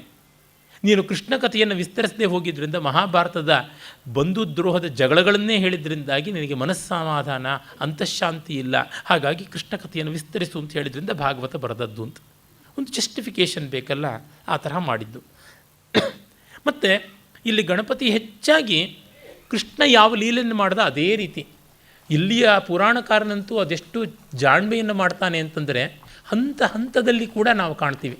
ಅಲ್ಲಿ ಕೃಷ್ಣ ನಮಗೆ ಪ್ರತಿಯೊಂದು ಹಂತದಲ್ಲಿಯೂ ಬೇರೆ ಬೇರೆ ರಾಕ್ಷಸರ ವಧೆಯನ್ನು ಮಾಡ್ದ, ಬೇರೆ ಬೇರೆ ಲೀಲೆಗಳನ್ನು ತೋರಿಸ್ದ ಅಂತಿದ್ದರೆ ಯಾವ ವಯಸ್ಸು ಅಂತ ಸ್ಪಷ್ಟವಾಗಿ ಬರೋಲ್ಲ ಭಾಗವತದಲ್ಲಿ. ಇದು ಅದಕ್ಕಿಂತ ಅಡ್ವಾನ್ಸ್ಡ್ ಆದದ್ದಲ್ವ. ಹಾಗಾಗಿ 1ನೇ ತಿಂಗಳಿನಲ್ಲಿ ಗಣಪತಿ ಇಂಥ ಸಾಹಸ ಮಾಡ್ದ, 2ನೇ ತಿಂಗಳಲ್ಲಿ ಇಂಥದ್ದು ಮಾಡ್ದ, 3ನೇ ತಿಂಗಳಲ್ಲಿ ಇಂಥದ್ದು ಮಾಡ್ದ, 1ನೇ ವರ್ಷ, 2ನೇ ವರ್ಷ, 3ನೇ ವರ್ಷ ಅಂತ year by year, month by month, date by date achievements ಏನು ಅಂತ ಕೊಡ್ತಾನೆ ಪುರಾಣಕಾರ. ಇದು ತುಂಬ ರೋಚಕ ಅಂತ ಅನಿಸುವವರಿಗೆ ಸಂತೋಷ ಆಗ್ಬೋದು, ನನಗೆ ಕೆಲವೊಮ್ಮೆ ನಗು ಬರುತ್ತದೆ. ಕ್ವಾಂಟಿಫಿಕೇಷನ್ ಅದು ಕೆಲವರಿಗೆ ಮೆಚ್ಚುಗೆ ಆಗ್ಬೋದು, ಎಷ್ಟೋ ಜನಕ್ಕೆ ಮೆಚ್ಚುಗೆ ಆಗದೇನೂ ಹೋಗಬಹುದು. ಆಮೇಲೆ ವಿನತೆಯ ಮಗ ಗರುಡ ವಿಷ್ಣುವಿಗೆ ವಾಹನನಾದಂತೆ ಇಲ್ಲಿ ವಿನತೆಯ ಮಗ ಮಯೂರ ವಾಹನನಾಗ್ತಾನೆ ಗಣಪತಿಗೆ. ಗರುಡನಿಗಿಂತ ಸುಂದರವಾದ ಪಕ್ಷಿ ಮಯೂರ. ಆ ಮಯೂರ ವಾಹನನಾಗಿ ಮಯೂರೇಶ್ವರ ಅಂತ ಅನ್ನಿಸ್ಕೊಳ್ತಾನೆ. ಮತ್ತು ಕಮಲಾಸುರ, ಸಿಂಧು ದೈತ್ಯ ಅನ್ನುವ ಇಬ್ಬರು ಮಹಾದೈತ್ಯರನ್ನು ಕೊಲ್ತಾನೆ ಅಂತ ಬರ್ತದೆ. ಮತ್ತು ಈ ಗ್ರಂಥದಲ್ಲಿಯೇ ಕ್ರೀಡಾಖಂಡ ಅನ್ನುವ 2ನೇ ಭಾಗದಲ್ಲಿ 138ರಿಂದ 148ನೇ ಅಧ್ಯಾಯದವರೆಗೆ ಗಣೇಶ ಗೀತಾ ಅನ್ನುವ ಭಾಗ ಬರುತ್ತದೆ. ರಾಮಗೀತೆ, ರುದ್ರಗೀತೆ, ಗಣೇಶಗೀತೆ, ಶಿವಗೀತೆ, ವಿಷ್ಣುಗೀತಾ ಅಂತ ಬೇಕಾದಷ್ಟು ಗೀತೆಗಳಿವೆ. 40 ಗೀತೆಗಳು ಉಪಲಬ್ಧವಿವೆ. ಹಿಂದೊಮ್ಮೆ ನಾನು ರಾಮಯ್ಯ ಕಾಲೇಜ್ ಆಫ್ ಇಂಜಿನಿಯರಿಂಗ್ನಲ್ಲಿ ಅಧ್ಯಾಪನ ಮಾಡ್ತಾ ಇದ್ದಾಗ ರಾಮ ಜನ್ಮಭೂಮಿಯ ಕರಸೇವಾ ನಡೆದು ಆ ಕಾಲದಲ್ಲಿ ಸುಮಾರು ದಿನ ಕಾಲೇಜುಗಳು ಮುಚ್ಚಿದ್ರು. ಆಗ ನಾನು ಮಾಡಿದ ಕೆಲಸ ಏನಂತಂದರೆ 186 ಉಪನಿಷತ್ತುಗಳನ್ನು, ಅವುಗಳಲ್ಲಿ ಎಷ್ಟೋ ಉಪನಿಷತ್ತುಗಳಿಗೆ ಬೇರೆ ಬೇರೆ ವ್ಯಾಖ್ಯಾನಗಳಿವೆ, ಅವನ್ನು ಮತ್ತು ಈ 40 ಗೀತೆಗಳನ್ನು ಸಮೂಲವಾಗಿ ಓದಿಕೊಂಡಿದ್ದು. ಇದೇ ಗೋಖಲೆ ಸಂಸ್ಥೆಯ ಗ್ರಂಥ ಭಂಡಾರದಿಂದಲೇ ತೆಗೆದುಕೊಂಡು ಹೋಗಿ ಗ್ರಂಥಗಳನ್ನು ಓದಿದ್ದು. ಮತ್ತು ಇನ್ನೊಮ್ಮೆ ಕಿವಿಗೆ ಆಪರೇಷನ್ ಆಗಿ ಎಲ್ಲೂ ಕದಲಬಾರ್ದು, ಎದ್ದು ನಿಂತರೆ ತಲೆ ಸುತ್ತುತ್ತದೆ ಅನ್ನೋ ಸ್ಥಿತಿ ಇದ್ದಾಗ ಒಂದು 20 ದಿವಸ ಅಲ್ಲಾಡದೆ ಮನೆಯಲ್ಲಿ ಕೂತ್ಕೊಂಡಿರಬೇಕಾಯಿತು. ಆಗ ಸಾಯಣ ಭಾಷ್ಯದ ಸಮೇತ ಚತುರ್ವೇದಗಳನ್ನು ಒಮ್ಮೆ ಅವಲೋಕನ ಮಾಡಿ ಆದ್ಯಂತ ಓದಿದ್ದಾಗಿದ್ದು. ಮತ್ತು ಇನ್ನೊಮ್ಮೆ ಬೆನ್ನೋ ಬಂದಾಗ ಅದೇ ರೀತಿ ಮತ್ತೊಂದು ಆವೃತ್ತಿ ವೇದಗಳನ್ನು ವ್ಯಾಸಂಗ ಮಾಡಿದ್ದು. ಒಂದೊಂದು ರೋಗ ತೊಂದರೆ ಬಂದಾಗಲೂ ಈ ವ್ಯಾಸಂಗಗಳಿಗೆ ಅನುಕೂಲವಾದದ್ದು. ಹಾಗೆ ನೋಡಿದಾಗ ಗೀತೆಗಳಲ್ಲಿ ಎಲ್ಲ ಗೀತೆಗಳಿಗಿಂತ ಭಗವದ್ಗೀತೆಯೇ ಸಮಗ್ರ, ಸುಂದರ, ಸ್ಪಷ್ಟ. ಅದು ಮತ್ತೆ ಹೇಳಬೇಕಾಗಿಲ್ಲ, ಹಿಂದೆ ಹೇಳಿದ್ದೀನಿ. ಹೀಗಾಗಿ ಗಣೇಶ ಗೀತೆಯಲ್ಲಿ ಯಾವುದೇ ಈ ಥರದ ಗೀತೆಯಲ್ಲಿ ಅನುಪಾದೇಯ ಇಲ್ಲ, ಕೆಟ್ಟದ್ದಿಲ್ಲ. ಆದರೆ ನಾವು ಓದದೇ ಕಳ್ಕೊಂಡವಲ್ಲ ಅಂತ ಏನೂ ಅಂದ್ಕೋಬೇಕಿಲ್ಲ. ನೀವು ಗಣಪತಿ ಭಕ್ತರೋ ಸಂತೋಷವಾಗಿ ಗಣಪತಿ ಗೀತೆಯನ್ನೇ ಪಾರಾಯಣ ಮಾಡಿ, ಭಗವದ್ಗೀತೆಯನ್ನು ಮರಿಬೇಡಿ. ಆದರೆ ಭಗವದ್ಗೀತೆಯನ್ನು ಓದಿದ್ದೀವಿ ನಾವು, ನಮಗೆ ಇಂಥ ದೇವರೇ ಆಗಬೇಕು ಅಂತ ಏನೂ ಇಲ್ಲ, ಯಾವ ದೇವರಾದರೂ ಆದೀತು. ಸರ್ವದೇವ ನಮಸ್ಕಾರ, ಕೇಶವಂ ಪ್ರತಿಗಚ್ಚತೀನೋ, ಶಿವಂ ಪ್ರತಿಗಚ್ಚತೀನೋ, ಬ್ರಹ್ಮಾಣಂ ಪ್ರತಿಗಚ್ಚತೀನೋ ಆಗಲಿ. ನಮಗೆ ತತ್ವ ಬೇಕು ಅಂದರೆ ಭಗವದ್ಗೀತೆಯೇ ಸಾಕು, ಏನೂ ಬೇಕಾಗಿಲ್ಲ. ರುಚಿಯಾದ ಒಂದು ಸಾರು, ಒಂದು ಪಲ್ಯದಿಂದ, ಒಂದು ಹುಳಿ, ಒಂದು ಸಂಡಿಗೆಯಿಂದ ಹೊಟ್ಟೆ ತುಂಬಿದ ತೃಪ್ತಿಯಾಗುತ್ತದೆ. ಭೂರಿ ಭೋಜನವೂ ನಮಗೇನು ವಿಶೇಷ ಅನಿಸೋಲ್ಲ ಅಂದರೆ ಇದೇ ತೃಪ್ತಿ ಸಾಕು. ಆರೋಗ್ಯಕ್ಕೆ, ಆಸ್ವಾದಕ್ಕೆ ಉಂಟಲ್ಲ ಆ ರೀತಿಯಾದಂಥದ್ದು. ಜೀವಪೋಷಕ ದ್ರವ್ಯ ಗೀತೆಯಲ್ಲಿ ಉಂಟು ಆ ಥರದ್ದು. ಮತ್ತು ಈ ಒಂದು ವಿಶೇಷವಾದ ಸಂಕಷ್ಟಹರ ಚತುರ್ಥಿ ವ್ರತದ ಬಗ್ಗೆ ಬರುತ್ತದೆ. ಅದು ನನಗಿಂತ ಚೆನ್ನಾಗಿ ತಮಗೇ ಗೊತ್ತಿದೆ ಅಂತ ಅನಿಸುತ್ತದೆ. ಸಂಕಷ್ಟಿ ಅಂತ ಆಗಿಬಿಟ್ಟು ಅದು ನಮಗೆ ಗೊತ್ತಿರುವಂತೆ ಕೃಷ್ಣ ಪಕ್ಷದ ಚತುರ್ಥಿಯಂದು ಪ್ರದೋಷದ ಹೊತ್ತಿನಲ್ಲಿ, ಗೋಧೂಳಿಯ ಹೊತ್ತಿನಲ್ಲಿ ಮಾಡಬೇಕಾದ ಪೂಜಾಕ್ರಮ ಅಂತ ಗೊತ್ತೇ ಇದೆ. ಷೋಡಶ ನಾಮಧೇಯದಿಂದ ಗಣಪತಿಯನ್ನು ಪೂಜೆ ಮಾಡಬೇಕಾದದ್ದು. ಮುದ್ಗಲ ಪುರಾಣದಲ್ಲಿ 32 ಗಣಪತಿಗಳ ರೂಪ ಅಂತ ಸೇರಿಸಿಕೊಳ್ಳುವುದುಂಟು. ಕೆಲವು ಆವೃತ್ತಿಗಳಲ್ಲಿ ಅದು ಇಲ್ಲ, ಕೆಲವು ಆವೃತ್ತಿಗಳಲ್ಲಿ ಅದು ಉಂಟು. ಮುದ್ಗಲ ಪುರಾಣದಲ್ಲಿ ಮುದ್ಗಲ ಮಹರ್ಷಿ ಇದನ್ನು ಹೇಳಿದ್ದು ಅಂತ. ಅಲ್ಲಿ ವಕ್ರತುಂಡ, ಏಕದಂತ, ಮಹೋದರ, ಗಜಾನನ, ಲಂಬೋದರ, ವಿಕಟ, ವಿಘ್ನರಾಜ, ಧೂಮ್ರವರ್ಣ, ಯೋಗ ಅನ್ನುವಂಥ 9 ಸ್ವರೂಪಗಳ ಚರಿತ್ರೆಗಳನ್ನು ವರ್ಣನೆ ಮಾಡುವುದೇ ನವಖಂಡಾತ್ಮಕವಾದ ಮುದ್ಗಲ ಪುರಾಣ ಅಂತ. ಗಣೇಶ ಪುರಾಣದಲ್ಲಿಯೂ ಮುದ್ಗಲ ಮಹರ್ಷಿಗಳು ಮತ್ತೆ ಮತ್ತೆ ಬಂದು ಬೇಕಾದಷ್ಟು ಕಥೆಗಳನ್ನು ಹೇಳ್ತಾ ಇರ್ತಾರೆ. ಇಲ್ಲಿ ಎದ್ದು ತೋರುವಂಥ ಕಥೆ ಒಂದೇ. ಅದು ಏನಂತಂದರೆ ಮೂಷಕಾಸುರನ ಸಂಹಾರ. ಆತನ ಕಮಲಾಸುರ ಅಂತಲೂ ಕರೀತಾರೆ. ಆತ ಕಂಸನಂಥವನು. ಕೃಷ್ಣನನ್ನು ಕೊಲ್ಲುವುದಕ್ಕೆ ಯಾರ್ಯಾರನ್ನೆಲ್ಲ ರಾಕ್ಷಸರನ್ನು, ಪೂತನಿಯಿಂದ ಮೊದಲುಗೊಂಡು ತೃಣಾವರ್ತ, ಶಕಟಾಸುರ, ಕೇಶಿ ಅಥವಾ ಅಘಾಸುರ, ವತ್ಸಾಸುರ, ಬಕಾಸುರ, ಧೇನುಕಾಸುರ ಅಂತ ಇವ್ರನ್ನೆಲ್ಲ ಕಳಿಸಿದಂತೆಯೇ ಬೇರೆ ಬೇರೆ ಬೇರೆ ಬೇರೆ ರಾಕ್ಷಸರು ಆ ಹೆಸರುಗಳಿಗಿಂತ ಜೋರಾದ ಹೆಸರಿನವರು ಇನ್ನೂ ವಿಕ್ರಮಾದಿತ್ಯರಾಗಿ ಬರ್ತಾರೆ, ಬಂದು ಕೋಲಾಹಲ ಮಾಡ್ತಾರೆ. ಗಣಪತಿ ಅವ್ರನ್ನ ಲೀಲಾಜಾಲವಾಗಿ ಎಲ್ಲರನ್ನ ಧ್ವಂಸ ಮಾಡ್ತಾನೆ. ಕಡೆಯಲ್ಲಿ ಆ ಮೂಷಕಾಸುರನ ಅಂದರೆ ಕಮಲಾಸುರನ ಸಂಹಾರವೂ ಆಗುತ್ತದೆ. ಅವನನ್ನು ಮತ್ತೆ ವಾಹನವಾಗಿ ಪರಿಗ್ರಹಿಸ್ತಾನೆ. ಅವನ ಹೆಂಡತಿ ಧವಳೆ ಛತ್ರರೂಪಿಣಿಯಾಗಿ ನೆಲೆ ನಿಲ್ತಾಳೆ ಅಂತನ್ನುವಂಥದ್ದು. ಮತ್ತು ಗಣಪತಿಯ ಜನ್ಮದ ಕಥೆ ಗೊತ್ತೇ ಇದೆ. ಪಾರ್ಥಿವ ರೂಪಿಯಾಗಿ ಪಾರ್ವತಿಯ ಮಗನಾಗಿ ಅವನು ಹುಟ್ಟಿದ್ದು. ಮತ್ತು ಆನುಷಂಗಿಕವಾಗಿ ಸ್ಕಂದ. ಇವರಲ್ಲಿ ಯಾರು ದೊಡ್ಡವರು ವಯಸ್ಸಿಂದ ಅಂತ ಹೇಳುವುದು ಬಹಳ ಕಷ್ಟ. ಕೆಲವೊಮ್ಮೆ ಅವರು ಮೊದಲು ಹುಟ್ಟಿರ್ತಾರೆ, ಕೆಲವೊಮ್ಮೆ ಇವರು ಮೊದಲು ಹುಟ್ಟಿರ್ತಾರೆ. ಯಾರಿಗೂ ಬಿಡಿಸಲಾಗದ ಕಗ್ಗಂಟು, ಅವ್ರಿಗೂ ಗೊತ್ತೋ ಇಲ್ವೋ ಅಂತ ಹೇಳುವಂಥದ್ದಾಗುತ್ತದೆ. ಒಟ್ಟಿನಲ್ಲಿ ಗಣಪತಿಯ ಬಗೆಗೆ ಹೆಚ್ಚಿನ ವಿವರಗಳು ಕಾಣಿಸಿಕೊಳ್ಳದೆ ಗಣಪತಿ ಪೂಜಾ ಮಾಹಾತ್ಮ್ಯದ ಜಯೋಪಾಖ್ಯಾನಗಳೇ ಕಾಣಿಸಿಕೊಳ್ಳುತ್ತವೆ. ಸಕ್ಸಸ್ ಸ್ಟೋರೀಸ್ ಅಂತೀವಲ್ಲ, ಅದು ಕಾಣಿಸುತ್ತವೆ. ಈ ದೃಷ್ಟಿಯಿಂದ ಸಾಮಾನ್ಯ ಸ್ವಾರಸ್ಯ ಇರುವಂಥದ್ದು ಮುದ್ಗಲ ಪುರಾಣ, ಗಣೇಶ ಪುರಾಣ. ನೋಡಲಿಲ್ಲ ಅನ್ನುವ ಕೊರತೆ ಬೇಡ. ಮತ್ತು ಲೋಕದಲ್ಲಿ ಅತ್ಯಂತ ಜನಪ್ರಿಯನಾದಂಥ ದೇವತೆ ಗಣಪತಿ. ಅದಕ್ಕೆ ವಿಶೇಷ ಕಾರಣಗಳು ಇಲ್ಲದೇ ಇಲ್ಲ. ಒಂದು ನಮಗೆ ವಿಘ್ನಗಳ ಬಗ್ಗೆ ಇರುವ ಭಯ, ಮತ್ತೊಂದು ಗಣಪತಿ ಹಾಸ್ಯಕ್ಕೆ ಅಧಿದೇವತೆ ಅಂತ ಕೆಲವು ಕಡೆ ಕೀರ್ತಿತನಾಗಿದ್ದಾನೆ. ನಾಟ್ಯಶಾಸ್ತ್ರದಲ್ಲಿ ಪ್ರಮಥ ಹಾಸ್ಯಾಧಿದೇವತೆ ಅಂತ ಬರ್ತದೆ. ಪ್ರಮಥನಾಯಕನಾಗಿ ಗಣಪತಿ ಇದ್ದಾನೆ ಅಂತ. ಹಾಸ್ಯ ಸರ್ವಜನ ಮನೋಭಿರಾಮವಾದಂಥ ರಸ. ಆಮೇಲೆ ಗಣಪತಿ ನಮ್ಮ ಜಾನಪದ ಸ್ತರಗಳಲ್ಲಿ ತುಂಬ ನೆಲೆ ನಿಂತಹ ಭವ್ಯವಾದ ದೇವತೆ. ಆ ಗಣಪತಿ ತತ್ವವನ್ನು ಎಷ್ಟೋ ಬಾರಿ ನಾನಿಲ್ಲಿ ಹೇಳಿದ್ದೀನಿ, ಆ ಕಾರಣದಿಂದ ಮತ್ತೆ ವಿಸ್ತರಿಸಬೇಕಿಲ್ಲ. ಆದರೂ ಸಂಕ್ಷೇಪವಾಗಿ ನೋಡುವುದಿದ್ದರೆ, ಮಣ್ಣಿನಿಂದ ಹುಟ್ಟಿದಂಥವನು ಭೂಸ್ಥಾನೀಯನಾದ ದೇವತೆ ಅಂತ ಯೋಗದಲ್ಲಿ ನಾವು ಗಮನಿಸ್ತೀವಿ. ತಂತ್ರಶಾಸ್ತ್ರಗಳಲ್ಲಿ ಮೂಲಾಧಾರ ಚಕ್ರಾಭಿಮಾನಿ ದೇವತೆ, ಮೂಲಾಧಾರದಲ್ಲಿ ಪಂಚಮುಖ ಮಾತಂಗನಾಗಿ ಅವನಿರ್ತಾನೆ ಅಂತ ಕೂಡ ಗೊತ್ತು. ಪಂಚಮುಖ ಮಾತಂಗ ಸ್ವರೂಪಿ ಗಜಮುಖ ಅಂತ. ಲಮ್ ಅನ್ನುವ ಪೃಥ್ವಿ ಬೀಜವೇ ಮೂಲಾಧಾರದ ಬೀಜಮಂತ್ರ. ಹಾಗಾಗಿ ಪಾರ್ಥಿವ ರೂಪವಾಗಿ ಅವನನ್ನು ಚಿಕ್ಕೆರೆಯಿಂದ ಎಬ್ಬಿಸ್ತೀವಿ ಮತ್ತು ದೊಡ್ಡ ಕೆರೆಯಲ್ಲಿ ಮುಳುಗಿಸ್ತೀವಿ. ಸೃಷ್ಟಿಕ್ರಮದಿಂದ ಪೃಥ್ವಿಯಿಂದ ಜಗತ್ತು ಬಂತು. ಪೃಥ್ವಿ ಅಪ್ಪಿಂದ ನೀರಿಂದ ಬಂತು. ಪೃಥಿವ್ಯ ಅನ್ನಂ ಓಷಧೇಭ್ಯೋ ಅನ್ನಂ ಅನ್ನಾತ್ ಪುರುಷಃ ಅಂತ ಸೃಷ್ಟಿಕ್ರಮವನ್ನು ತೈತ್ತಿರೀಯ ಉಪನಿಷತ್ತು ಹೇಳುತ್ತದೆ ಅಲ್ಲ. ಹಾಗೆ ಸಂಹಾರ ಕ್ರಮ, ಔಷಧಿಗಳೆಲ್ಲ ಮನುಷ್ಯ ಎಲ್ಲ ಔಷಧಿಗಳಲ್ಲಿ, ಅಂದರೆ ನಾವು ಸತ್ತು ನಮ್ಮ ದೇಹ ಮಣ್ಣಿಗಾಗಿ ಆ ಔಷಧಿಗಳೆಲ್ಲ ಪೃಥ್ವಿಯೆಲ್ಲ ಮತ್ತು ಜಲದಲ್ಲಿ, ಜಲ ಮತ್ತು ಅಗ್ನಿಯಲ್ಲಿ, ಅಗ್ನಿವಾಯುವಿನಲ್ಲಿ, ವಾಯು ಆಕಾಶದಲ್ಲಿ, ಹೀಗೆ ಲೀನವಾಗಬೇಕಾದದ್ದು ಸಂಹಾರ ಕ್ರಮ ಅಂತ. ಅದನ್ನು ತೋರಿಸುವಂತೆ ಗಣಪತಿ ಒಂದು. ಪಾರ್ವತಿ ಪರಮೇಶ್ವರರ ಸಂತಾನ, ಪಾರ್ವತಿ ಸ್ನಾನ ಮಾಡುವಾಗ ಹುಟ್ಟಿದ್ದು ಅಂತನ್ನುವುದು. ಭೂಮಿ ಮಳೆಗಾಲದಲ್ಲಿ ಮೋಡಗಳಲ್ಲಿ ಮೀಯುತ್ತಾ ಇರುವಾಗ ಗಣಪತಿ ಹುಟ್ಟಿದ್ದು. ಬೆಳೆಯೇ ಗಣಪತಿ, ಮಳೆಗಾಲದ ಬೆಳೆ. ಮೋಡ ಮುಚ್ಚಿಕೊಂಡಾಗ ಸೂರ್ಯ ಶಿವ ಅವನು ಕಾಣೋಲ್ಲ, ಅವನು ಮರೆಯಾಗಿರ್ತಾನೆ. ಮತ್ತು ಮೋಡ ತೆರೆದುಕೊಂಡು ಶರತ್ಕಾಲ ಬಂದಾಗ ಸೂರ್ಯನ ಕಣ್ಣಿಗೆ ಭೂಮಿ ಪಾರ್ವತಿ ಕಾಣೋದಿಲ್ಲ, ಬೆಳೆ ಅಡ್ಡ ಇರುತ್ತದೆ. ಆಗ ಹೇಮಂತದ ಕುಯ್ಲಿನ ಕಾಲ, ಸಂಕ್ರಾಂತಿಯ ಕಾಲ ಬರುತ್ತದೆ. ಬೆಳೆ ಕುಯ್ಯಲ್ಪಡುತ್ತದೆ, ಗಣಪತಿಯ ಶಿರಶ್ಛೇದ ಆಗುತ್ತದೆ. ಆ ಬೆಳೆಯನ್ನು ಒಟ್ಟಂದ ಕಟ್ಟುತ್ತಾರೆ. ಕಟ್ಟಿ ಆ ಧಾನ್ಯವನ್ನು ಕಟ್ಟುತ್ತಾರೆ, ಹಗ್ಗ ಹಾಕಿ ಕಟ್ತಾರೆ. ಆ ಹಗ್ಗ ಕಟ್ಟುವಿಕೆಯೇ ಲಂಬೋದರನಿಗೆ ಕಟ್ಟಿದಂತಹ ಸರ್ಪೋಪವೀತ, ಸರ್ಪಮೇಖಲೆ. ಮತ್ತು ಧಾನ್ಯ ಇದ್ದಲ್ಲಿ ಇಲಿ ಓಡಾಡಲೇಬೇಕು. ಧಾನ್ಯವನ್ನು ಒಕ್ಕುವುದಕ್ಕಾಗಿ 2 ಮೊರ ಬೇಕು, ತುಂಬಿಕೊಡುವುದಕ್ಕೆ ಒಂದು, ಮೇಲಿಂದ ಸುರಿಯುವುದಕ್ಕೆ ಒಂದು ಶೂರ್ಪಕರ್ಣ. ಈ ಬೆಳೆಯನ್ನೆಲ್ಲ ಮಾಡುವುದಕ್ಕೆ ಅನಿವಾರ್ಯವಾಗಿ ಬೇಕಾಗಿರುವಂಥ ನೇಗಿಲು ಒಂದೇ ಹಲ್ಲು, ಅದಕ್ಕಿರುವಂಥದ್ದು ಏಕದಂತ. ಹೀಗೆ ಏಕದಂತನಾಗಿ, ಶೂರ್ಪಕರ್ಣನಾಗಿ, ಮೂಷಕವಾಹನನಾಗಿ, ಈ ಇಲಿಯನ್ನು ತಿನ್ನುವ ಬರುವ ಸರ್ಪಮೇಖಲನಾಗಿ, ಮತ್ತು ಧಾನ್ಯ ಸಮೃದ್ಧವಾಗಿ ತುಂಬಿಕೊಳ್ಳಬೇಕು. ಧಾನ್ಯದ ಕಣಜವೇ ಗಣಪತಿ ಅಂತ ಕರೆಯುವಂಥ, ಹೀಗೆ ನಮ್ಮ ಕೃಷಿಯ ದೇವತೆಯಾಗಿ ಗಣಪತಿ ಇದ್ದಾನೆ. ಮತ್ತು ಕೃಷಿಯಲ್ಲಿ ಆನೆಯ ಹಾನಿ ಹೆಚ್ಚು, ವರಾಹ ಹಂದಿಯ ಹಾನಿ ಹೆಚ್ಚು. ಹೀಗಾಗಿ ಅವುಗಳನ್ನು ಆರಾಧನೆ ಮಾಡುವುದರಿಂದಲೇ ವರಾಹ, ಗಜ ಇತ್ಯಾದಿಗಳೆಲ್ಲ ಪೂಜನೀಯವಾಯಿತು ಅಂತ ಆಂಥ್ರೋಪಾಲಜಿಸ್ಟ್ಸ್ ಹೇಳ್ತಾರೆ. ತೊಂದರೆ ಇಲ್ಲ, ಆ ಆದಿಭೌತಿಕವಾದ ಅರ್ಥ ನಮಗೆ ವಿರುದ್ಧವಲ್ಲ. ಅಂದರೆ ನಮ್ಮ ನೆಲೆ ಇರೋದು ಆಧ್ಯಾತ್ಮಿಕದಲ್ಲಿ. ಗಣಪತಿ ಗಜಮುಖನಾಗಿದ್ದು ಯಾಕೆ? ಪಂಚಕರಾಮ, ಕರಿ ಅಂತಲೇ ಕರಿತೀವಿ, ಹಸ್ತಿ ಅಂತಲೇ ಕರಿತೀವಿ. ಹಸ್ತ ಇರುವುದು ಹಸ್ತಿ, ನಮಗೂ ಹಸ್ತ ಇದೆ, ನಮ್ಮನ್ನು ಯಾಕೆ ಹಸ್ತಿ ಅಂತ ಕರೆಯೋಲ್ಲ? ನಮಗೂ ಕರ ಇದೆ, ಯಾಕೆ ಕರೆಯೋಲ್ಲ ಅಂತಂದರೆ ನಮ್ಮ ಕೈಗಿಂತ ಆ ಕೈ ಬಲ ಜಾಸ್ತಿ, ಆನೆಯ ಸೊಂಡಿಲಿನ ಬಲ. ಅಷ್ಟು ಮಾತ್ರವಲ್ಲ, ನಮ್ಮ ಕೈ ಬಾಯಿಂದ ಕೆಳಗೆ, ಅಂದರೆ ನಾವು ಆಡುವಷ್ಟು ಮಾಡುವುದಿಲ್ಲ.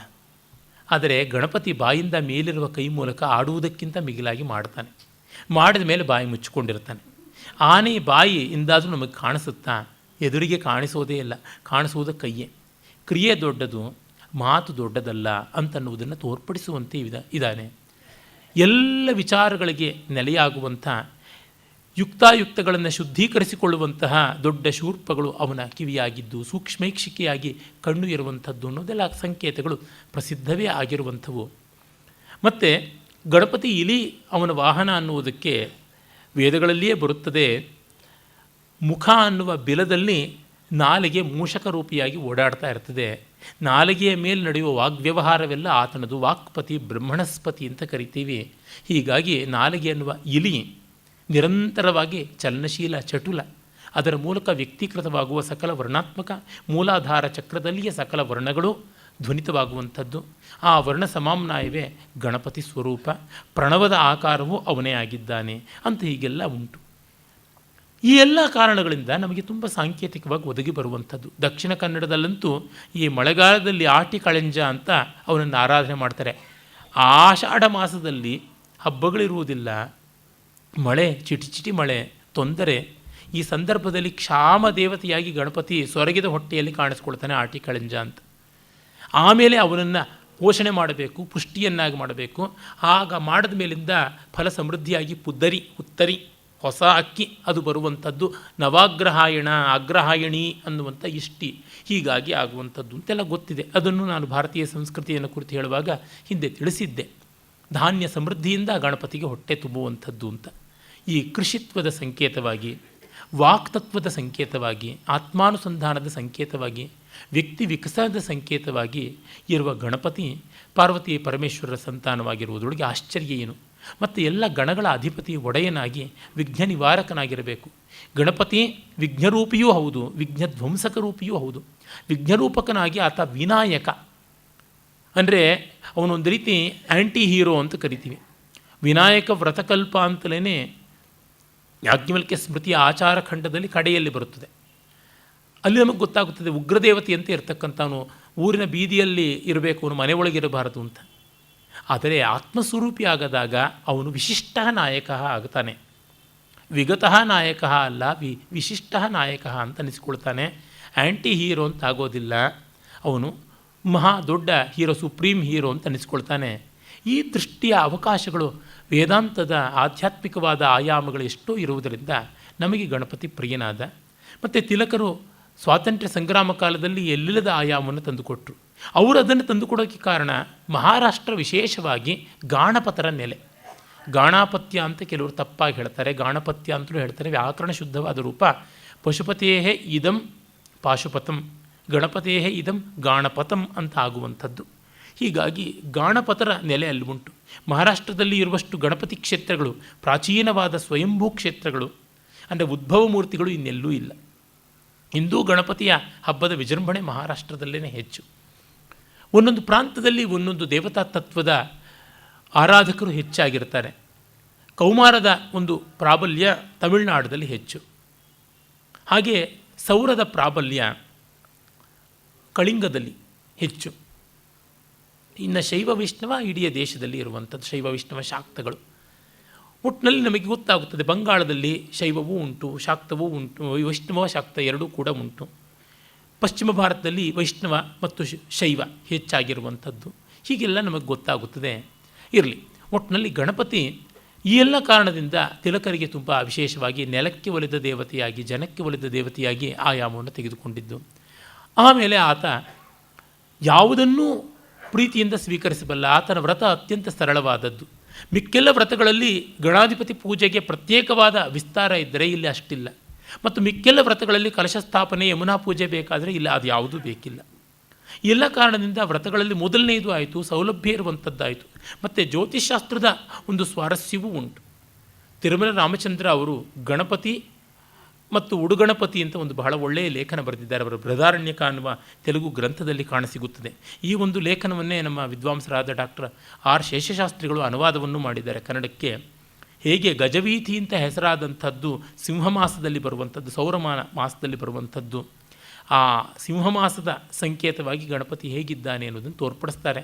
ಚಂದ್ರ ಮತ್ತು ಗಣಪತಿಗಳ ವೈರ ಆ ಒಂದು ಖಗೋಳಶಾಸ್ತ್ರೀಯವಾದದ್ದಕ್ಕೆ ಸಂಬಂಧಪಟ್ಟಿದ್ದು.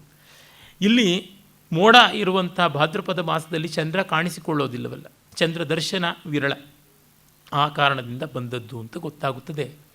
ಒಟ್ಟಿನಲ್ಲಿ ಗಣಪತಿ ಗಣೇಶ ಪುರಾಣಕ್ಕಿಂತ ಮಿಗಿಲಾಗಿ ಇನ್ನೂ ಹೆಚ್ಚಿನ ಸಂಕೇತಗಳಿಗೆ ನಮಗೆ ಆತ್ಮೀಯನಾಗ್ತಾನೆ, ಆದರಣೀಯನಾಗ್ತಾನೆ ಅನ್ನುವಲ್ಲಿಗೆ ನಾವು ಈ ಪುರಾಣ ಪರಿಚಯದ ಈ ಕಂತನ್ನು ಮುಗಿಸೋಣ.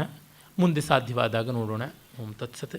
ಈ ಒಂದು ಕಾರ್ಯಕ್ರಮದ ಪ್ರಯೋಜನೆಗೆ ಕಾರಕರಾದವರು, ಆಯೋಜನೆಗೆ ಕಾರಕರಾದವರು ಪ್ರಭಾಕರ್ ದಂಪತಿಗಳು, ಗೋಖಲೆ ಸಂಸ್ಥೆಗೆ ಶ್ರೋತೃಗಳಾಗಿ ಬಂದ ತಮಗೆಲ್ಲರಿಗೂ ಭೂಯೋ ಭೂಯೋ ನಮಸ್ಸು ಮಾಂಜಲಿ.